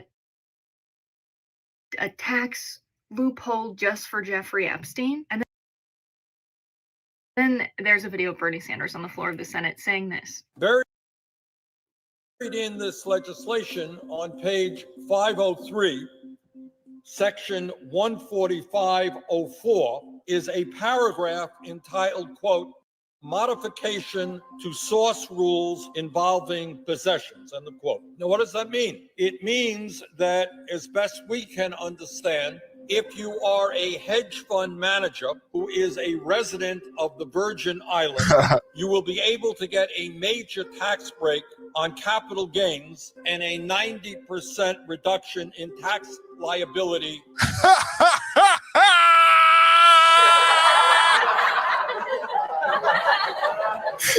Guess how many billionaires in the Virgin Islands. Oh, this is great. Thank you, Democrats. Oh, I love you, Democrats. Guess how many billionaires are in the Virgin Islands? One. This is a law just for Jeffrey Epstein. This is a law just for Jeffrey Epstein. Holy shit balls. Holy shit, bro. This ain't got nothing to do with the island. I've been saying the whole time the island and the sex tape is a distraction. They don't want you to know what type of person Jeffrey Epstein had an influence over the Democratic Party, where he could get things like this done, a law created just for him. Man, this man, it wasn't the party was the icing, but who he was and what he was doing, that part they want to distract you with the salacious sex tape. What he was he was the king. You want to say Donald Trump was a king? No, Jeffrey Epstein was a king and the king maker. He made Clinton. He made some of your favorite Democrat leaders. That's why Hakeem Jeffries was trying to get a meeting with him, because he knew Jeffrey Epstein was a king maker. Had nothing to do with no sex parties. And if you read Larry Summers' writings, that becomes like pretty obvious pretty quickly. This email subject that he forwarded A tax loophole just for Jeffrey Epstein. to Jeffrey is a tax loophole. It's almost loophole just for Jeffrey Epstein. And then there's a he's like, nah, that's not real, right? And then we get this video of Bernie Sanders on the floor of the Senate saying this. Buried in this legislation on page 503, section 14504, is a paragraph entitled, quote, modification to source rules involving possessions, end of quote. Now, what does that mean? It means that, as best we can understand, if you are a hedge fund manager who is a resident of the Virgin Islands, you will be able to get a major tax break on capital gains and a 90% reduction in tax liability on your income. This is really interesting to me. They spoke about the practices within the DNC that were unfair to the Bernie Sanders campaign. This is something people in, progressive politics talk about a lot. You never really hear big figures in the media talking about this, in establishment media. So it's really interesting to me that they're talking about that whole ordeal in 2016 in their emails. And so yeah, there were no emails directly between Bernie and them, but they did frequently. only here, man. Only here, I'm giving you this source material, man. Only here, man. We got this fire source material, man. We coming up with the best stories in MAGA, man. We got the best stories in MAGA, man. Did y'all remember I was reporting about them high school walkouts, man? Going to be, I finally come to, I see a man. I said, remember I told you about them ICE protests? So they have been continuing.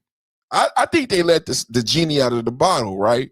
They told kids it was a viable solution to their anger, and they rightfully, the youth, have been going through a lot in America. They are upset, and Democrat and liberals told them that they could leave school. Now we got the lowest literacy rates in the globe, the lowest math scores, the lowest science scores. We need our kids. We need our kids to do better in school. Our teachers are overpaid and fat and lazy, mostly 80% women. And our kids are just, this is why we got rid of the Department of Education. Our kids are doing poorly. So our kids now have, I think, how many days, y'all tell me in the chat, I think it's been 3 or 4 days that kids have just left school. And they're leaving school saying that they're leaving school to protest ICE, but that's not why they're leaving school. They just see this as a way and an option to get out of class. They weren't really paying attention in class anyway. So now I told you, I said, it's become violent. And like my chat, my chat said, you need to worry about perfect. The kids now in group think and group ideology. That's what we talk about sheeple, right? Where they start associating Democrat cool Republican bad, Republican racist, and they act out violently toward people who had, this is them not, this is how you destroy America. This is the beginning of the Hunger Games.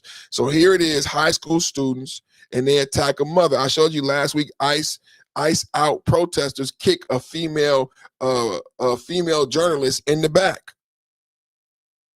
A man egged on by female protesters. A man was egged on by female protesters, and we could hear the women scream, hit her. Simply because she had a different political view. That is not American. They do not understand what this thing is all about. Let's take a look at the video.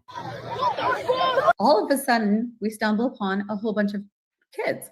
And I'm like, do your parents know that you guys are out of school? Somebody bumps into me. Somebody says like, you to me. I get my hair, it just turned violent. So fast, I get my hair pulled. I don't know which way is up. Get off of her! Get off of her! Get off of her! I knew that there were police officers there. I saw them just before. I'm waiting on them to come and rescue me from being assaulted. Like, I'm like, how much longer is this going to be? I finally come to, I see a man. I was moved so far away from my friend. I see a man here, and I'm like, you have to help me. Wow! Pushes me into almost like a police officer. And I was like, what are you doing? I just got assaulted. What are you doing here? Why were you not helping me over there? Right. I was like, come this way, come this way. I can't get involved right now. It's just too unsafe. We have backup coming to come and, shut this down. And I'm like, my head is spinning. I cannot believe what just happened. I still continue to feel unsafe because the police officer was telling me he can't do anything. He's waiting for backup. He did not do anything. He was just supervising.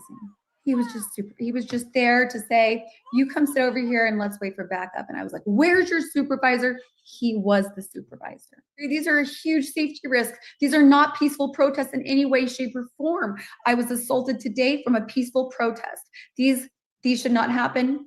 These are not safe for our community, for our children. I mean, what if my kids were there? What would have happened? If they can do that to me, what would they have done to my children? Get off of her! They're currently investigating. They're identifying all of the people who assaulted me. Then they're gonna go in and charge these people. From there, I'll file a criminal complaint. And yeah, I plan to make sure all are held accountable. The school. Do you agree they should be charged as an adult? Right now, should these people be charged as an adult? What we're watching is ICE out protest violence from high schoolers who have continuously left school, not just one day. I think it's been up to 3 or 4 days now, and these liberal teachers have lost control. I don't think they ever had any control over the students. I've been showing video after video of the violence. This is a mom attacked and mobbed by children. Do you think they should be charged as an adult? Put a 1 in the chat. Let's go, MAGA. All of a sudden, we stumble upon a whole bunch of kids. And I'm like, do your parents know that you guys are out of school? Somebody bumps into me. Somebody says like, you to me. I get my hair, it just turned violent. So fast, I get my hair pulled. I don't know which way is up. Get off of her! Get off of her! Get off of her! I knew that there were police officers there. I saw them just before. I'm waiting on them to come and rescue me from being assaulted. Like, I'm like, how much longer is this going to be? I finally come to, I see a man. I was moved so far away from my friend. I see a man here. I'm like, you have to help me. Wow! Pushes me into almost like a police officer. And I was like, what are you doing? I just got assaulted. What are you doing here? Why were you not helping me over there?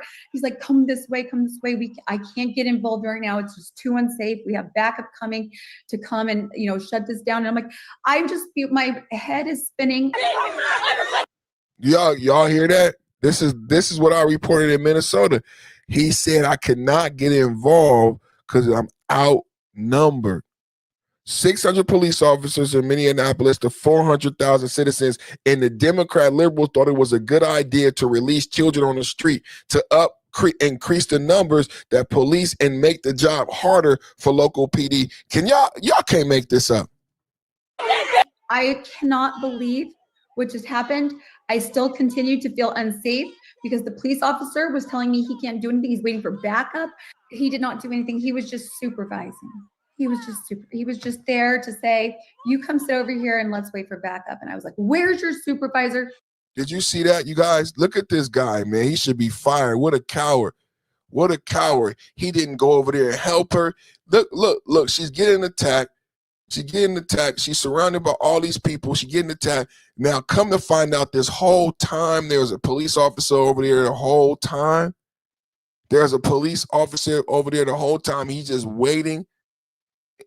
And this is what people get upset with police, because police put their safety before, and they're supposed to go in and help a citizen. You're supposed to put your life on the line as a police officer. That's why you get paid so much money. That's why you got a gun. He made a decision to stand back and let this woman get attacked and beat. That's some cold shit. That's some cold shit. It's like, you, to me, I get my hair, it just turned violent. So fast, I get my hair pulled. I don't know which way is up. Get off of her! Get off of her! Get off of her! I knew that there were police officers there. I saw them just before. I'm waiting on them to come and rescue me from being assaulted. Like, I'm like, how much longer is this going to be? I finally come to, I see a man. I was moved so far away from my friend. I see a man here. I'm like, you have to help me. And then on her way out, somebody hit her in the head with a protest thing. Pushes me into almost like a police officer. And He was there the whole time. I was like, what are you doing? I just got assaulted. What are you doing here? Why were you not helping me over? Man. Oh, man. There. He's like, come this way. I can't get involved right now. It's just too unsafe. We have backup coming to come and, shut this down. And I'm like, my head is spinning. I cannot believe. She would not let go. What just happened. I still continue to feel unsafe because the police officer was telling me he can't do anything. He's waiting for backup. He did not do anything. He was just supervising. You see that kid hit her over the head on the way out? To feel unsafe because the police officer was telling me he can't do anything. He's waiting for backup. He did not do anything. He was just supervising. See that? He was just there to say, you come sit over here and let's wait for backup. And I was like, where's your supervisor? This is the ICE protest. For everybody that's saying Trump is this and Trump is that, this is the ICE protest. This is why there's violence. Supervisor, he was the supervisor. These are a huge safety risk. He was the supervisor. He was a police and a supervisor and didn't do shit. Not peaceful protests in any way, shape, or form. No, they're not peaceful protests. We said that. We said they're not peaceful protests. I was assaulted today from a peaceful protest. These should not happen. These are not safe for our community, for our children. I mean, what if my kids were there? What would have happened? If they can do that to me, what would they have done to my children? Get off of her! They're currently investigating. They're identifying all of the people who assaulted me. Then they're gonna go in and charge these people. From there, I'll file a criminal complaint. I plan to make sure all are held accountable: the school, the police, and the students. Man, that's some cold shit, man. That's some cold shit. Y'all seen it here first, man. Mom is attacked. Holy shit, a mom was assaulted by a mob of students at Issaquah schools doing an anti-ICE walkout while the cops just watched and did nothing. Y'all want to talk about why we got violence? What's this all about? Here it is, right here. Here it is, right here. Violence on top of violence, right? Double tap, hit the like button.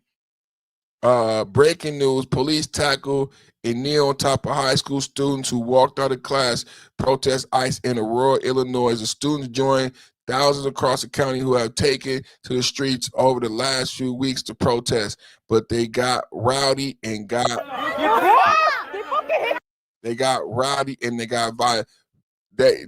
Remember I showed kids blocking the streets We just showed kids attacking people. They fucking hit you. They're fucking 16, dumbass. And this is not ICE. Remember, this is not ICE. Bro, they fucking hit in the fucking head. Hey, y'all hit my boy in the head. He's gonna get a fucking concussion, dumbass. He's the fucking concrete. And this is America. I know you hear the accent. You might think this is Mexico. No, it's America. And these are teachers that get paid a lot of money, and this is how the kids sound. These are teachers that get paid a lot of money, but yet and still, this is America. This is how our children sound. They fucking hit you. They're fucking 16, dumbass. Bro, they fucking hit in the fucking head. Hey, y'all hit my boy in the head. He's gonna get a fucking concussion, dumbass. He's the fucking concrete. He's gonna get a fucking concussion. He's gonna get a Consuela. He's gonna get a fucking concussion, Consuela. What the fuck? Fucking dumbass shit. What the fuck, Jorge? Nah, fuck them bitches. Where did he fucking go, dumbass? Bro! Johnny, bro, what the fuck? Bro! They fucking hit you. They're fucking 16, dumbass! Bro, they fucking hit in the fucking head! Hey, y'all hit my boy in the head. He's gonna get a fucking concussion, dumbass. He's the fucking concrete. What the fuck? Fucking dumbass shit. Nah, fuck them bitches. Where did he fucking go, dumbass? Bro! Johnny, bro, what the fuck? Bro!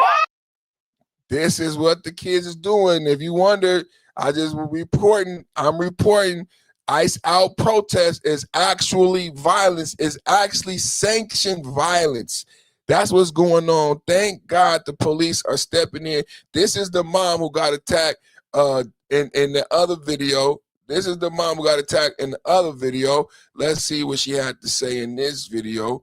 Kids skipping school. We were just attacked by kids skipping school in the middle of a protest here in Issaquah, Washington. We'll tell the whole story later, but here's a clip for now. Get off of her! Get off of her! Get off of her!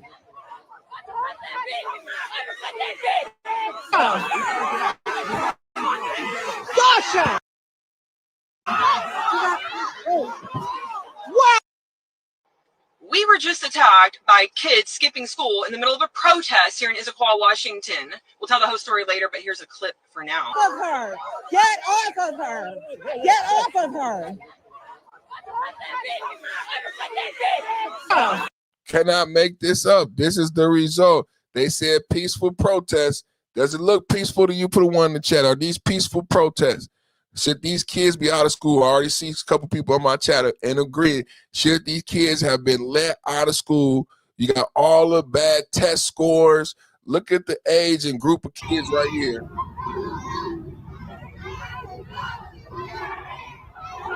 It said California teachers lead group of second graders in protest against ICE. You can't make this stuff up. I'm not lying. I'm not lying. If you didn't have me to report this stuff, you may not know it. Double tap, hit the like button. If you didn't have me to report this stuff, you may not know it. Double tap, hit the like button. How we doing out there in TV land?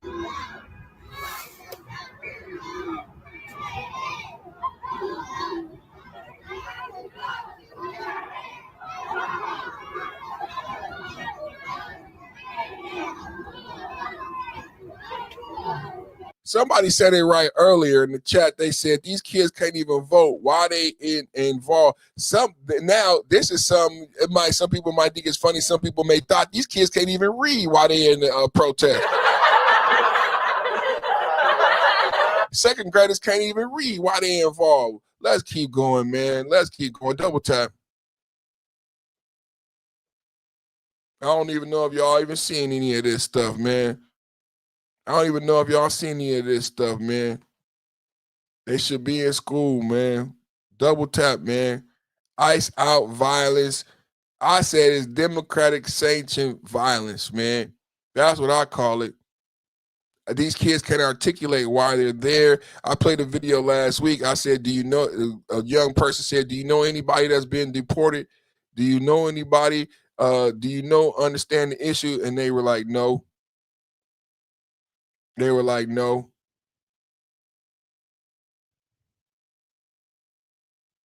Oh my God. They didn't have anything to say. Is this another angle of the attack? Oh, wow, that looks pretty bad. This is another angle of the attack. Oh, wow, that looks pretty bad. Poor lady. Let's take a look at this angle.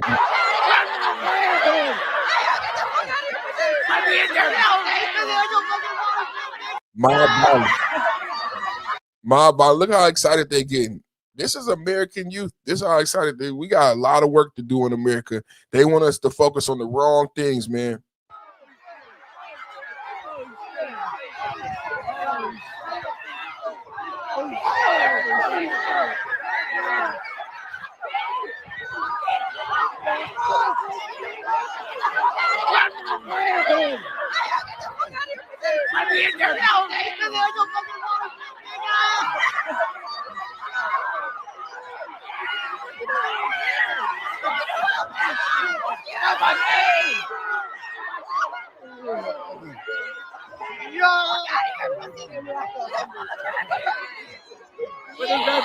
No teachers.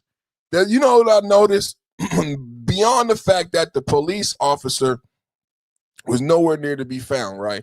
Why are our kids being let out of school early and no teachers around, right? Why are kids being let out of school early and no teachers around, no supervision? They are legally supposed to be in class right now, being supervised by teachers, but somehow they're not being supervised by the teachers. They're being paid to supervise them, and instead they're outside doing class scheduled time. Hundreds around Lake High School students walk out of class to protest ICE. Lake County, which borders Chicago, Cook County, has seen thousands of students walk out of class over the past week. Remember, I told you this started out just one day. It started out just one day. These kids are going to ruin their future. If you were still living in Venezuela or whatever, you wouldn't be able to go to high school for free and get free lunch. You go to high school in America and we feed you. You get an education and we feed you. Education get you into college, we can get a job, we can feed yourself. And instead, you leaving school day after day with the lowest reading scores and the lowest math scores, and no Democrat or liberal, they are proud of these kids leaving school, but they're not going to graduate on time. And America suffers from having a more uneducated, unprepared workforce.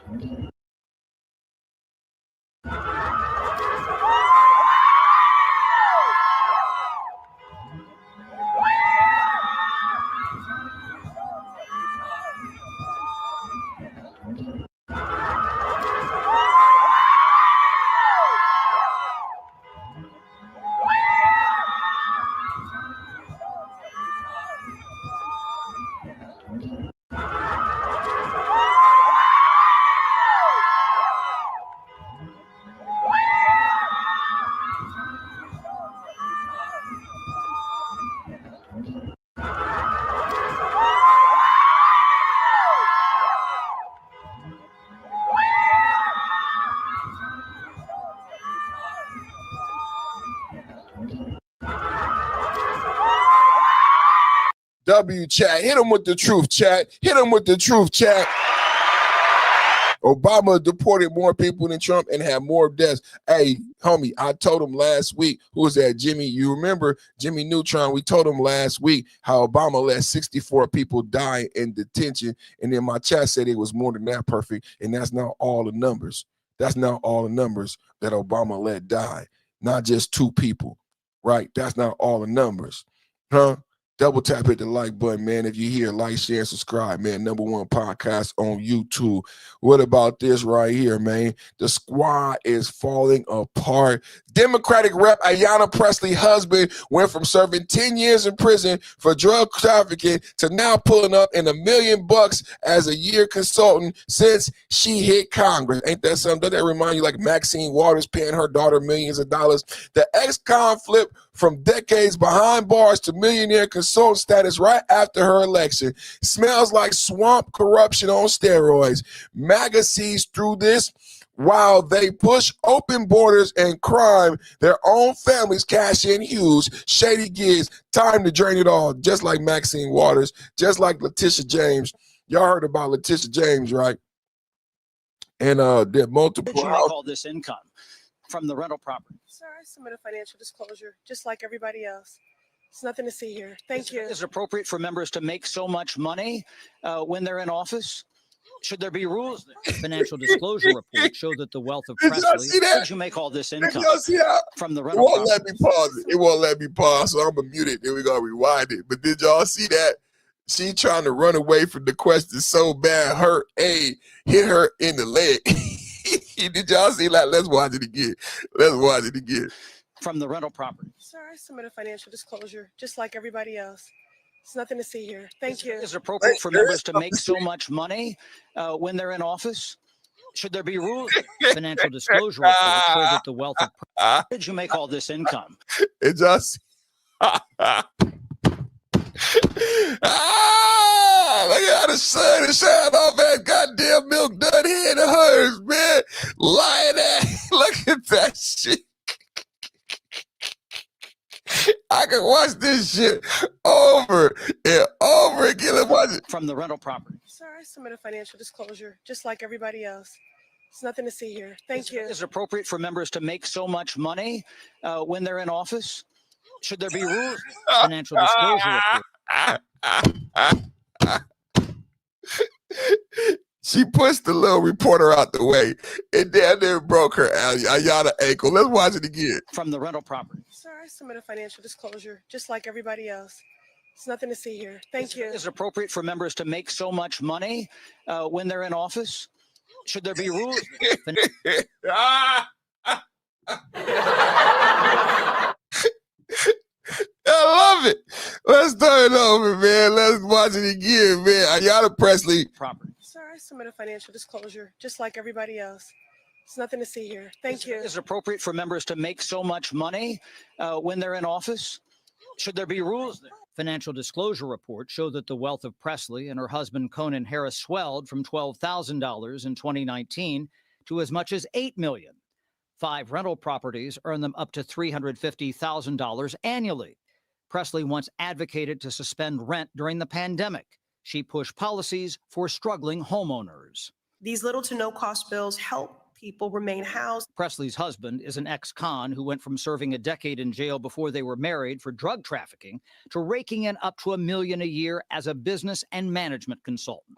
There are many times where we can see that the spouse is the person who may be bringing in the most income. Some lawmakers resist restrictions on outside earnings. Do you think that there should be changes, some different rules about what members can make while they're in office? These are presumably right-wing reports designed to try to undermine our members, and there's nothing credible that has been suggested that I've seen. But other members worry about their colleagues cashing in on congressional service. The idea that people's net worth balloons at that level is yet another erosion of public trust. There was one of the first aphorisms I learned is politics is the art of turning influence into affluence. Now, the money also followed. Just like Ilhan Omar, just like Nancy Pelosi, who is retiring a year early, worth $400 million, just like Maxine Waters, 87 years old, worth millions of dollars, and paid her daughter millions of dollars. We can't make none of this stuff up, man. These are the facts on the ground. I'm just giving you the facts on the ground. You know what I'm saying? You gotta be happy that somebody like me is able to give you the facts on the ground. Let me show you this real quick. Remember I was telling you DNC holds on to decades old Jeffrey Epstein donations after Dems returned theirs. DNC, the Democratic National Committee donations from the late financier Jeffrey Epstein have come under renewed scrutiny as Epstein files have been released. The DNC donations from Epstein in the mid-1990s totaling $32,000 were never returned by the committee. While several other Democratic lawmakers and entities have donated or returned theirs, the donations visible in public campaign finance records are back in the spotlight as the DNC relentlessly taunts the administration over Epstein by creating a social media account dedicated, but they have not given back or donated. They could have donated it to the victims, the $32,000, but the Democrats, the DNC, have yet to redonate the money that they received from Jeffrey Epstein. Did y'all know that? Did y'all know that the DNC still has $32,000 of Epstein money, and they refuse. And this is keeping it in fact that other Democrats have gone ahead and donated their money. Even if they say we can't get the money back, they say we're going to donate our money. They say we're going to donate our money. Let's go into Megyn Kelly ripping Piers Morgan, a brand new one, over the halftime show. How many people saw the Super Bowl? I live in the San Francisco Bay Area. I grew up a 49er fan going to Candlestick. I don't really like Santa Clara and them calling it the San Francisco 49ers being in Santa Clara. I can't stand the Seahawks because the Seahawks cheat. And the Seahawks is the people who keep us from going to the Super Bowl. And so y'all let me know how you like the Super Bowl halftime. Put a 1 in the chat if you agree with Megyn Kelly. The Super Bowl halftime sucked balls. Put a 2 in the chat if you love the Super Bowl. 1 in the chat if the Super Bowl sucked big rhinoceros testicles. Or put a 2 in the chat if you love the Super Bowl. Rhino testes, the best DSD. Let's go. I'm sorry, Piers, but to get up there and perform the whole show in Spanish is a middle finger to the rest of America. Who gives a damn that we have 40 million Spanish speakers in the United States? We have 310 million who don't speak a lick of Spanish. This is supposed to be a unifying event for the country, not for the Latinos, not for one small group, but for the country. We don't need a Black national anthem. We don't need a Spanish-speaking, non-English performer, and we don't need an ICE or America hater featured as our primetime entertainment. Okay, what is the national language, officially the national language of the United States of America? I mean, English. And there's been a push for many years to make it an official, you don't have one. Documented thing. You don't have one. If you would have let me finish my comment, I would have pointed that out, that people have been pushing to make it official. Okay, so you're trying to make official. This attitude that you have right here is why you in Great Britain have lost your culture. You ceded your culture to a bunch of radical Muslims who came in and took over, and now it's gone. We're not allowing that here. Whether it's Hispanic, whether it's Muslim, it's not happening in the United States of America. That's why President Trump was elected. And whether it's Bad Bunny, who is American but refuses to speak English in his performances, or anybody else, we have to keep the Super Bowl, which is a quintessential American event. Football, that kind of football, is ours. They call it American football.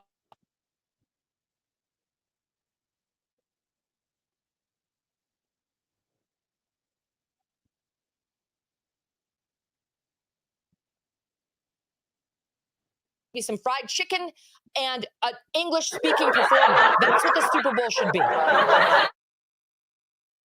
There should be some meatloaf, some fried chicken, and Kid Rock. It should be some meatloaf, some fried chicken, and Kid Rock. Megyn Kelly ripping a hole in Piers Morgan. Did you like the Super Bowl? Did you not like the Super Bowl? Did you like the halftime performance? Did you not like the halftime performance? Put a 1 in the chat if the Super Bowl and the halftime suck rhino testes. Put a 2 in the chat if you support it and like the Super Bowl halftime.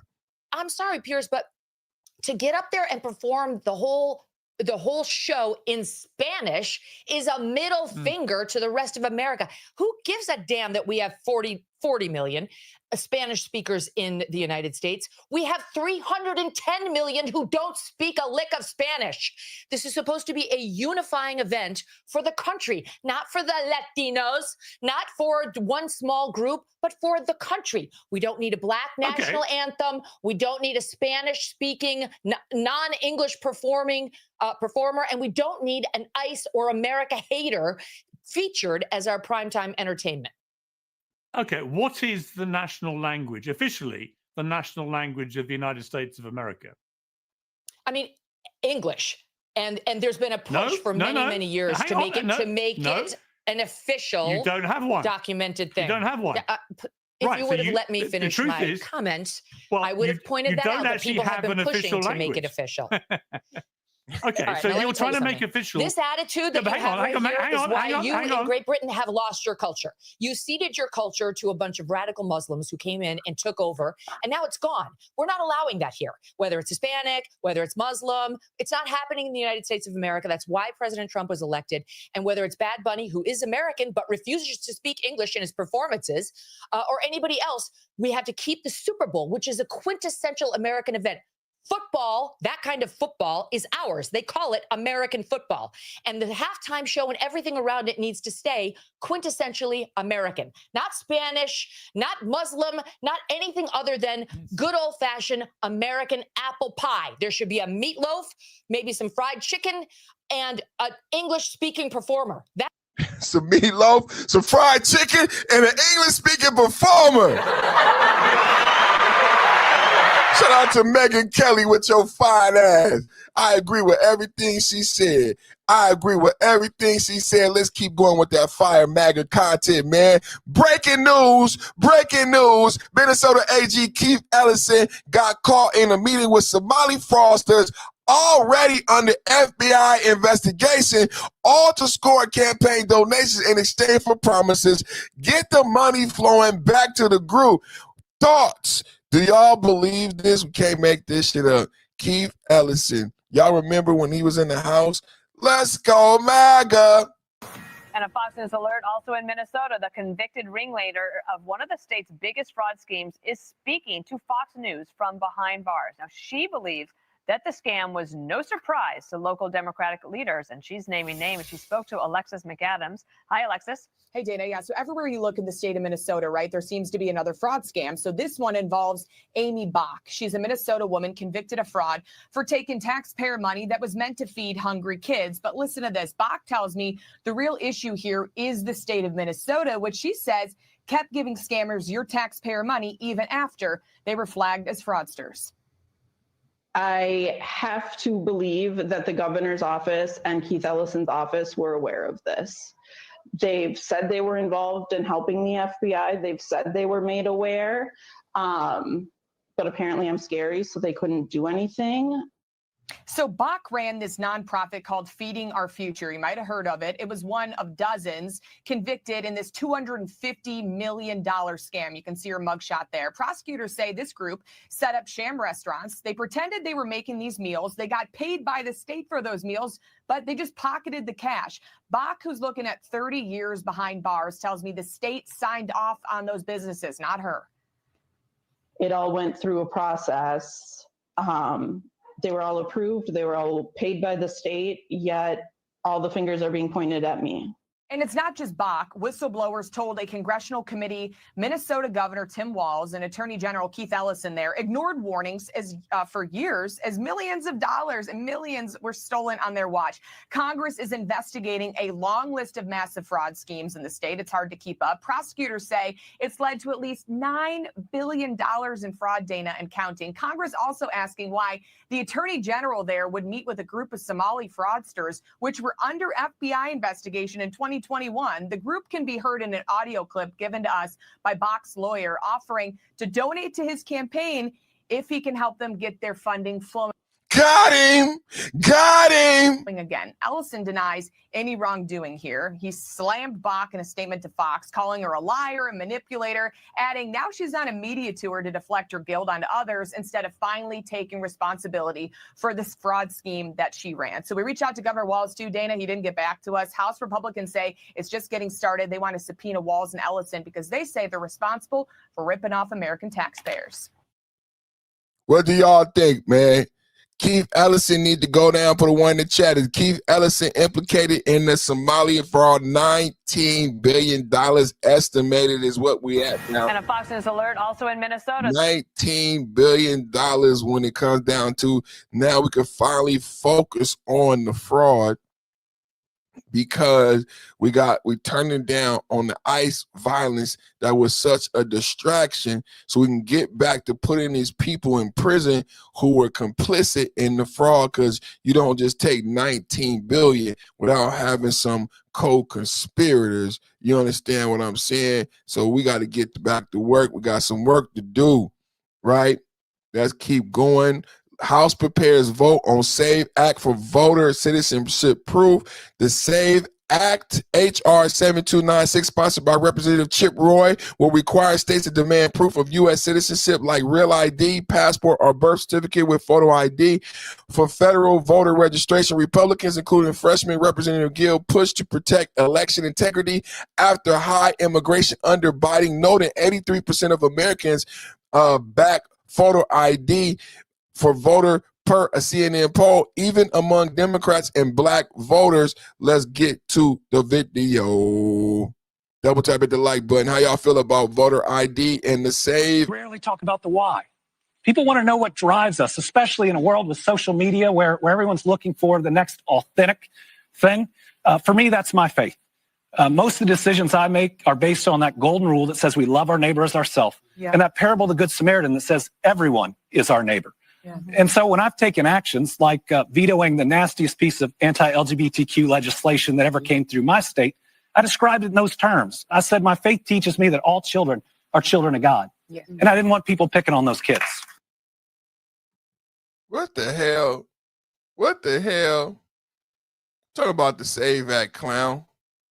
Talking about voter ID for elections. Well, it depends on what you mean by voter ID. When you the SAVE Act is expected to be brought this week to the floor for a vote. Do you support voter ID for elections? Well, it depends on what you mean by voter ID. When you want to say that everyone has to produce a birth certificate, including women whose married names are not on their birth certificates, that creates a real problem for me. Well, isn't that just one of the first steps in getting married is getting a new ID? Didn't I say that? Didn't I say? Remember I said... Well, but she must be watching my show. How sexist is that? Look at her lean her head back. I said, isn't that the first thing women got to do? Ain't that the first thing women got to do is get a new ID? I said, my mama got divorced. She had many different ID. And it is so sexist. You got women, you got white men, you got blacks.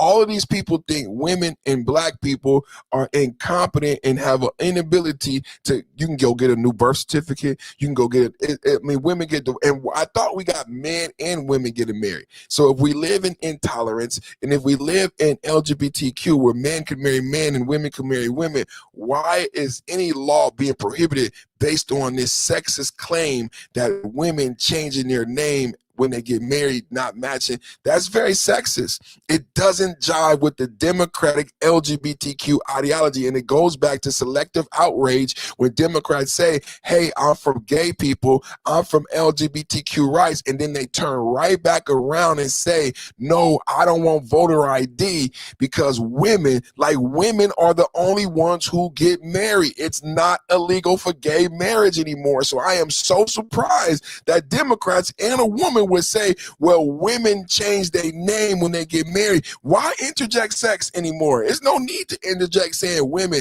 All people get married now. All people get married. Women marry women, men marry men. So why would you prohibit legislation that 82% of American people are for based on these sexist, old school, antiquated ideology? Do y'all hear me out there in America TV land? It depends on what you mean by voter ID. When you want to say that everyone has to produce a birth certificate, including women whose married names are not on their birth certificates, that creates a real problem for me. Well, isn't that just one of the first steps in getting married is getting a new ID? Actually, it's not getting a new birth certificate because part of what the SAVE Act does is it says most driver's licenses around the country won't work as an ID. And that creates a terrible problem. But you need an ID It says real ID. to do just about anything in America. Shouldn't you need one You to don't vote need in a elections? birth certificate. I hope you know that. Thank you. She acting crazy. Ain't no that it doesn't say we need a birth certificate. Because a birth certificate, number one, this is the thing about the idiotic response. This is the thing that we want. Just like in Minnesota, when they had enrollment-based funding, well, now we're going to require them to take attendance, and we also going to require what? What type of ID we're going to require from Minnesota daycares who want to get federal funding? See, what does a birth certificate not have on it that would still allow for fraud if you can come up with a phony birth certificate? Remember, Trump said Barack Obama had a phony birth certificate. So what does a birth certificate not have on it that we need to confirm when you go to vote? Or we're going to need to confirm when we take attendance at Minnesota daycares from going forward? A photograph. I told a path and I saw a photograph. It kind of made me laugh. Back down memory lane. Birth certificate don't have a photo. This whole thing is about a photo ID. This is from the American Indian, Elizabeth Warren. The pale-faced king. The pale-faced king. The SAVE Act is expected to be brought this week to the floor for a vote. Do you support voter ID for elections? Well, it depends on what you mean by voter ID. When you want to say that everyone has to produce a birth certificate, including women whose married names are not on their birth certificates, that creates a real problem for me. So here it's okay to call out women. It wasn't okay to call out women when women didn't want to go to the bathrooms with men. It wasn't okay to call out women when women didn't want to be in the boxing ring with men. But it wasn't okay to call out women. How can, you know what someone said last week that should be applicable right here to another video similar to this? How can she invoke women when the Democrats don't even know how to define a woman? I'm not making this up. If you would have asked this bitch right after this question, well, bitch, what is a woman? Because, bitch, the Democrats refuse to even define a woman, but it's selective outrage. Do you see how they pick up the lime, put the lime back down? I put the lime in the coconut and drink it all up. I put the lime in the coconut and draw a new line in the morning. They just draw a fucking line wherever they want to fucking draw a line. How the fuck can you invoke women when you don't know what the fuck a woman is? Fuck gay marriage. Fuck the fact that everyone can get married. Fuck tolerance. Fuck all of that. She goes right to women. But you don't know what a woman is. How can you say women? It's like asking, can a man have a baby? Democrats refuse to say whether or not a man can have a baby. This is why she should never have injected sex. This is why she never should have injected sex. As a Democrat, I would have stayed away from sex. I would have stayed away from, why are you not voting for the SAVE Act? I would have stayed away from sex. I would have stayed away from whether or not a person is a male or a female, because you're a liberal Democrat and your party refuses to define what a woman is. You don't understand the asinine logic or illogic behind your statement. My Indian Pocahontas princess, my Indian princess, my Indian Pocahontas princess, my Native American son. Well, isn't that just one of the first steps in getting married is getting a new ID? Actually, it's not getting a new birth certificate because part of what the SAVE Act does is it says most driver's licenses around the country won't work as an ID. And that creates a terrible problem. But you need an ID to do just about anything in America. Shouldn't you need one to don't vote need in a elections? birth certificate. I hope you know that. And it's not about a birth certificate. It's about photo ID. If you had a birth certificate, it still doesn't tell me I want a photo ID when you register to vote, so I know it's you. Just like in Minnesota, they're going to require photo ID to get federal funding. Right? We're going to take attendance and we're going to make sure the Somalian prince who is supposed to be in daycare is here. You know what I'm saying? In Fumtumumbo, is actually eating his oatmeal and porridge. And we need an ID picture that says Mfumu Tumbo on it. And I need to see that he actually showed up this morning before we pay you. Just like when you vote, Mfumu Tumbo is going to have to present a photo ID with that name and picture and the likeness, and it has to match when someone checks it. Just like when you go anywhere, when you go into a bar, you have to have an ID. You can't just use anybody's ID. It has to have your name, your picture. And the person who's checking the IDs before you go in the bar looks at the ID, say, oh yeah, that looks like Mfumu Tumbo. You can't make this shit up. Shout out to my Native American Pocahontas princess. Shout out to my Native American Pocahontas princess, Elizabeth Warren. Breaking news, Donald Trump just posted a video of this young man exposing 8 rhinos stopping the SAVE Act from getting passed. Write down these names for 2026. Rand Paul, Tom Tillis, Todd Young, Jerry Moran, Susan Collins, Chuck Grassley, Lisa Murkowski, and Mitch McConnell. Time to get loud, MAGA. Hey, let's go, MAGA. Double tap, man. These are the people hating on the SAVE Act at the Senate level because it already passed the House. Let's get this news out. Let's get this information out. And congratulations to you. Congratulations to you. I think his name is Joe, for Donald Trump supporting you and shooting you out. Congratulations to you, brother. One love, man. God bless. Republicans that are unfortunately fighting against the SAVE Act. There's a uniparty, guys, that we're about to expose. That's why I love it. Kash Patel is on it. The whole MAGA party is on it. He said, unfortunately, there are 8 Republican senators implacably opposed to passing the voter integrity law as it would require ending the filibuster. Okay. I want to give you those names. Okay. Here are the 8 names. Okay. Based on current discussions, reports circulating through them all, Susan Collins, Lisa Murkowski, Rand Paul, Mitch McConnell, there's no surprise there, Tom Tillis, Todd Young, Chuck Grassley, and Jerry Moran. These are the ones that reportedly are the ones opposing passing the voting integrity law. Can you see this right here, guys? Again, it matters to know the receipts. It matters to know who they are. It matters to know what's happening behind the scenes, because everything that's happening in Congress, it's only happening because we are draining the swamp right now. We're exposing all the names. Here are the names again. We're draining the swamp. We're making sure that people know the truth of why things are not getting done in the Senate. Everybody's like, well, why aren't they doing it in the Senate? Why aren't they passing the voter ID law? They've already done it in the House. Well, guess what? When you've got 8 Republicans that won't do what they need to do to pass it, that's where we are constantly fighting all of this internal. Double tap, hit the like button. Double tap, hit the like button, everybody. Just giving you information on top of information, man. Information. Now you know why the SAVE Act is not being passed.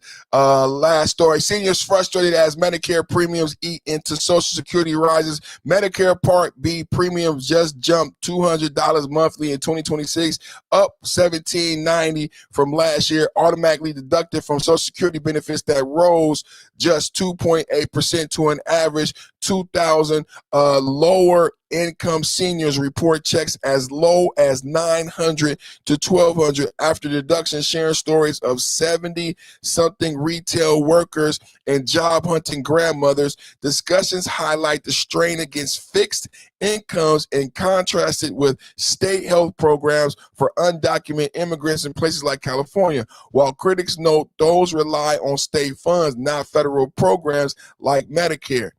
So the baby boomers is out here hurting. Y'all, basically, that's the age group, 70-year-olds looking for work, getting out, what's the word? I don't want to say outsourced, but Democrats basically saying fuck you to the boomers and spending the money on immigrants and looking for a new electoral base. Because the baby boomers are going to die out and they can't continue to vote Democrat. The Democrats is basically saying fuck the boomers, and they're investing in brand new voters in the form of immigrants, in the form of food, $10,000 a month food stamps and things like that. You know what I'm saying? So you got what you voted for. Heartbreaking American grandma opened up her Social Security check today. She was barely getting by, and then Medicare pulled out $185 at 67. She's back out looking for a job. Meanwhile, some states give free health care to illegal aliens. You voted for this. A lot of the boomers, a lot of you 65-year-olds voted for Kamala. You wanted a black woman. You saw black woman, black president. Black woman, black president. Now your ass can't afford shit. You know, I'm fuck around and find out. Fuck around and find out. Fuck around and find out. Let's go, MAGA. You know, I'm 67 and I applied for Social Security and they said that I had applied for SSI. I said, well, I don't need SSI. He said, I know, you're 67. You're way past your, working age. So I can work as many hours as I want. I said, oh, wow. So then the guy says, oh, you're going to make like $1,700 a month. I was like, yes. Oh, yes. I love it. So then he said, oh, I can send you $10,000. I said, oh, I'm greedy. I'll take the $10,000. So then he says it'll be $1,500 a month. So I was like, yeah, oh, yeah. Then I get a letter saying, because you get $1,500 a month, we need to take $200 for Medicare. I was like, what the hell? So now I'm 13. I got to get a job. You know, I'm 67 and I applied for Social Security. Did y'all hear that?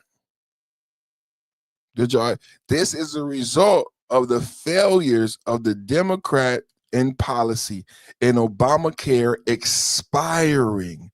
This is the result of Obamacare expiring December 31st, despite Biden having the option to make Obamacare permanent. Trump made the Trump tax cuts permanent via the One Big Beautiful Bill, but Biden did not make the Obama era subsidies permanent when he had a chance to.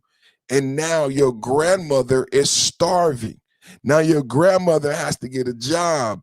And it is not because the One Big Beautiful Bill. No, Majority Leader Mike Johnson simply did not call for a vote before December 31st, and Obamacare subsidies expired because Biden made them temporary, even though he could have made them permanent. Now this is the result of the expiration of Obamacare subsidies. Let's get to it, y'all. I got to give you this fact.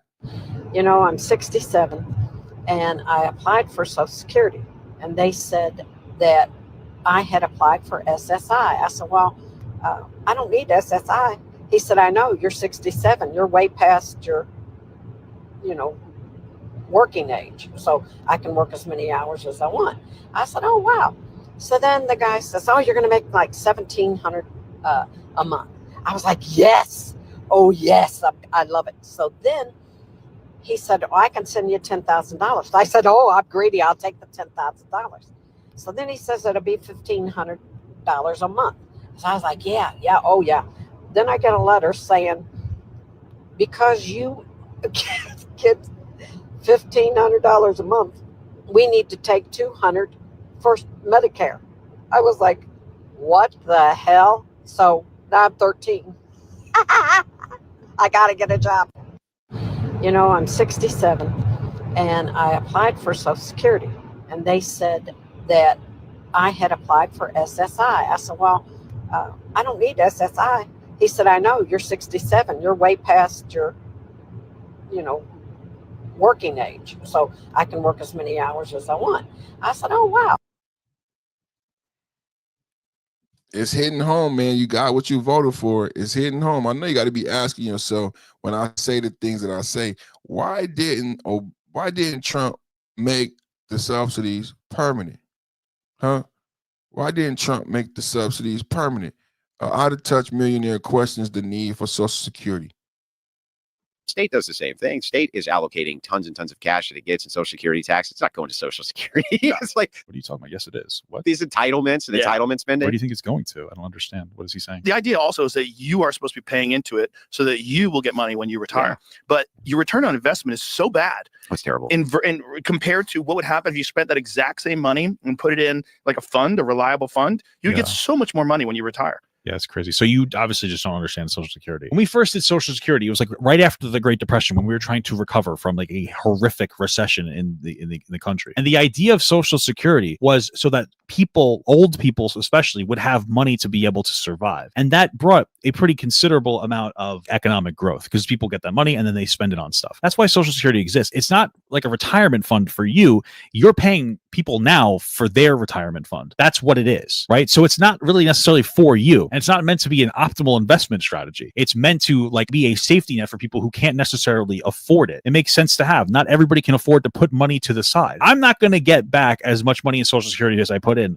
Good. Frankly, they need to lift the Social Security cap. You should have to just pay it regardless of how much money you make. It's ridiculous. Like it stops after a certain amount. So rich people, like they pay as much as like I do on Social Security. But it's not about me. It's not about me getting a good ROI. It's about people who are poor having the ability to survive when they get older. People who maybe in many instances work a lot, but they simply cannot afford to survive and they couldn't afford to put money aside. That's what it's for. Like you guys just make things up when it comes to Social Security. You have no idea what the fuck you're talking about. You're just saying stuff. Yeah, if I put it into an investment account, it's not about you, kid. You're rich. You're a multi-millionaire. It's not about you. It's about the person who's poor who had to work at McDonald's their entire life because jobs are disappearing. They didn't get a good education because we have an administration that's cutting that. And so like they need to be able to have a retirement so they don't just die off the face of the earth the second that they have to retire because they can't work anymore. You don't know what you're talking about. You're just saying things. You don't have any fundamental understanding of what you're saying.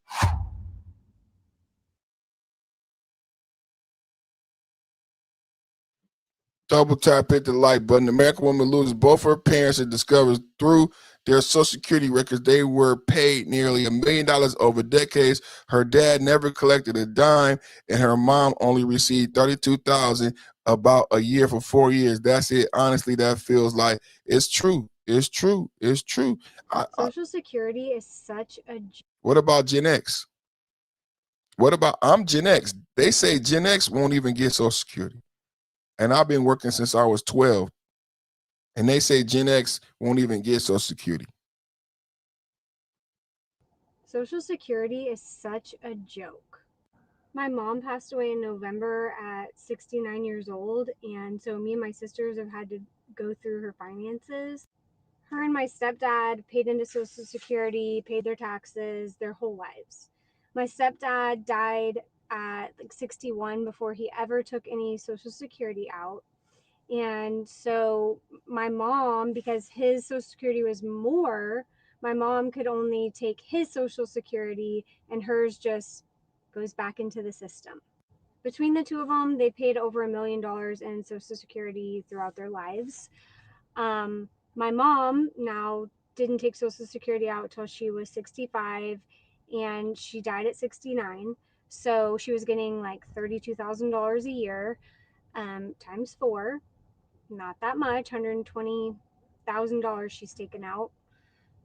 Literally, the second you die, the funeral home tells the IRS and Social Security. That's like the first thing they do when they receive your loved one. So they can stop your Social Security check. So Social Security profited like $900,000 off my parents. Then you get taxed on Social Security. My mom was getting like $32,000 a year in Social Security. So 85% of that is taxable. Thank God she didn't have a mortgage payment because just property taxes, electric bills, medical bills, all of that is more than $30,000 a year. What's even better is when someone dies, they send you a lump sum death payment of $255, which hasn't changed since 1954. So in 1954, you could pay for your funeral with the death payment. Like you can't even get like a plastic box for $255 these days. People have to take out loans to have a funeral for their family. I swear we already live in hell. Like for real. Somebody try to prove me otherwise. It's sad, man. And she dealing with this in grief. That's why I think it's coming across like that because she misses her mother. So it's not just that. It's that she misses her mom too. So God bless her, man. God bless her. God bless her memory of her mother. Hey, you guys, man, I just want to say, man, that I love you guys. We had a fire holiday weekend here at the Perfect Timing Podcast household. I took a couple days off. It felt so good, man. So, you know, we do Mega Monday. I wasn't live yesterday. I know a lot of people maybe missed me on my Monday show, but my kids and my wife are home. And when the kids and the wife are home, they take precedent over the bullshit. So I hung out with my son. We played Nintendo Switch. We watched movies. And we just had a ball over the weekend. We cleaned up, vacuumed, did everything, man. We had a very productive weekend as a family, as a team, as a coordinated effort. I kept saying to everybody, man, we had a very productive weekend. You know, it was a recharge we needed. I spent a lot of time on this internet chasing my YouTube dreams, chasing my social media dreams. My wife and my kids support me chasing my dreams on this internet. So whenever I have an opportunity to unplug and spend quality time with them, man, thank you, Lizard. It's a big plus. It's a big plus.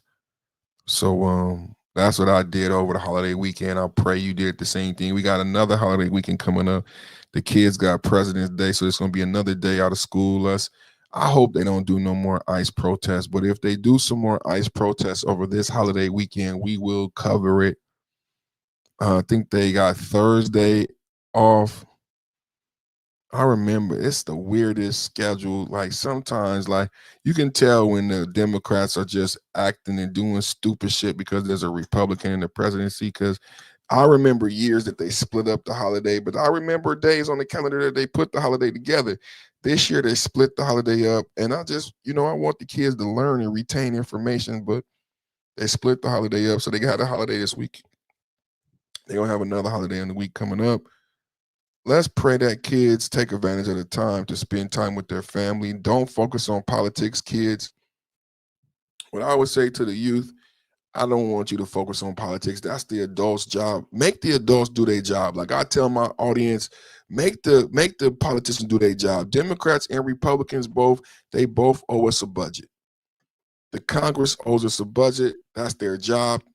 They're getting paid a lot of money. We just talked about Nancy Pelosi, all these Congress people, Ayanna Presley worth millions, paying her husband millions. But yet, still, what bothers me the most about her being worth millions and paying her husband millions is she hasn't done her fucking job. You owe me a budget. You owe Democrats and Republicans a fucking budget and not excuses. You getting paid, your husband getting paid, even during the shutdown, you motherfuckers get paid. But the American people don't have a budget. And I think that's sad that we have all these stupid trolls every day. But it make me strong, man. Every day I'm getting better dealing with the trolls. It's a blessing every day. The trolls come in, they have a lot of ignorance, a lot of hate. And I'm getting better. I'm just getting better at dealing with the trolls. It's a billion people out here, and sometimes it gets tiring because it's like there's just more trolls, but it's billions of people on the app. YouTube is a great app. It's got billions of people, so it's always going to be opposition. But that's viewers, right? It's always going to be viewers. I've created a content model that it's going to always be viewers. I can't be upset. I got to be thankful for the people who come, even though they dislike, they come and they watch, and they come and they comment. They're very ignorant with their comments, but I want to say thank you for all you negative naysayers who come and watch and comment. Even though you're wrong, you create views, you create engagement, and I want to say thank you. And I'm not going to stop educating. I'm not going to stop educating. I'm not going to stop spreading the Trump news. Trump knows, Trump knows, Trump knows, giving Democrats the boo-hoo blues, giving Democrats the boo-hoo blues. God bless America. God bless Trump. God bless the memory of Charlie Kirk. I see y'all tomorrow at 1 p.m. Like, share, and subscribe. Hit the notification bell so you can get the notification of when I go live. And check the community tab. Check out my shorts. I love you guys. Love, peace, and unity. God bless you all.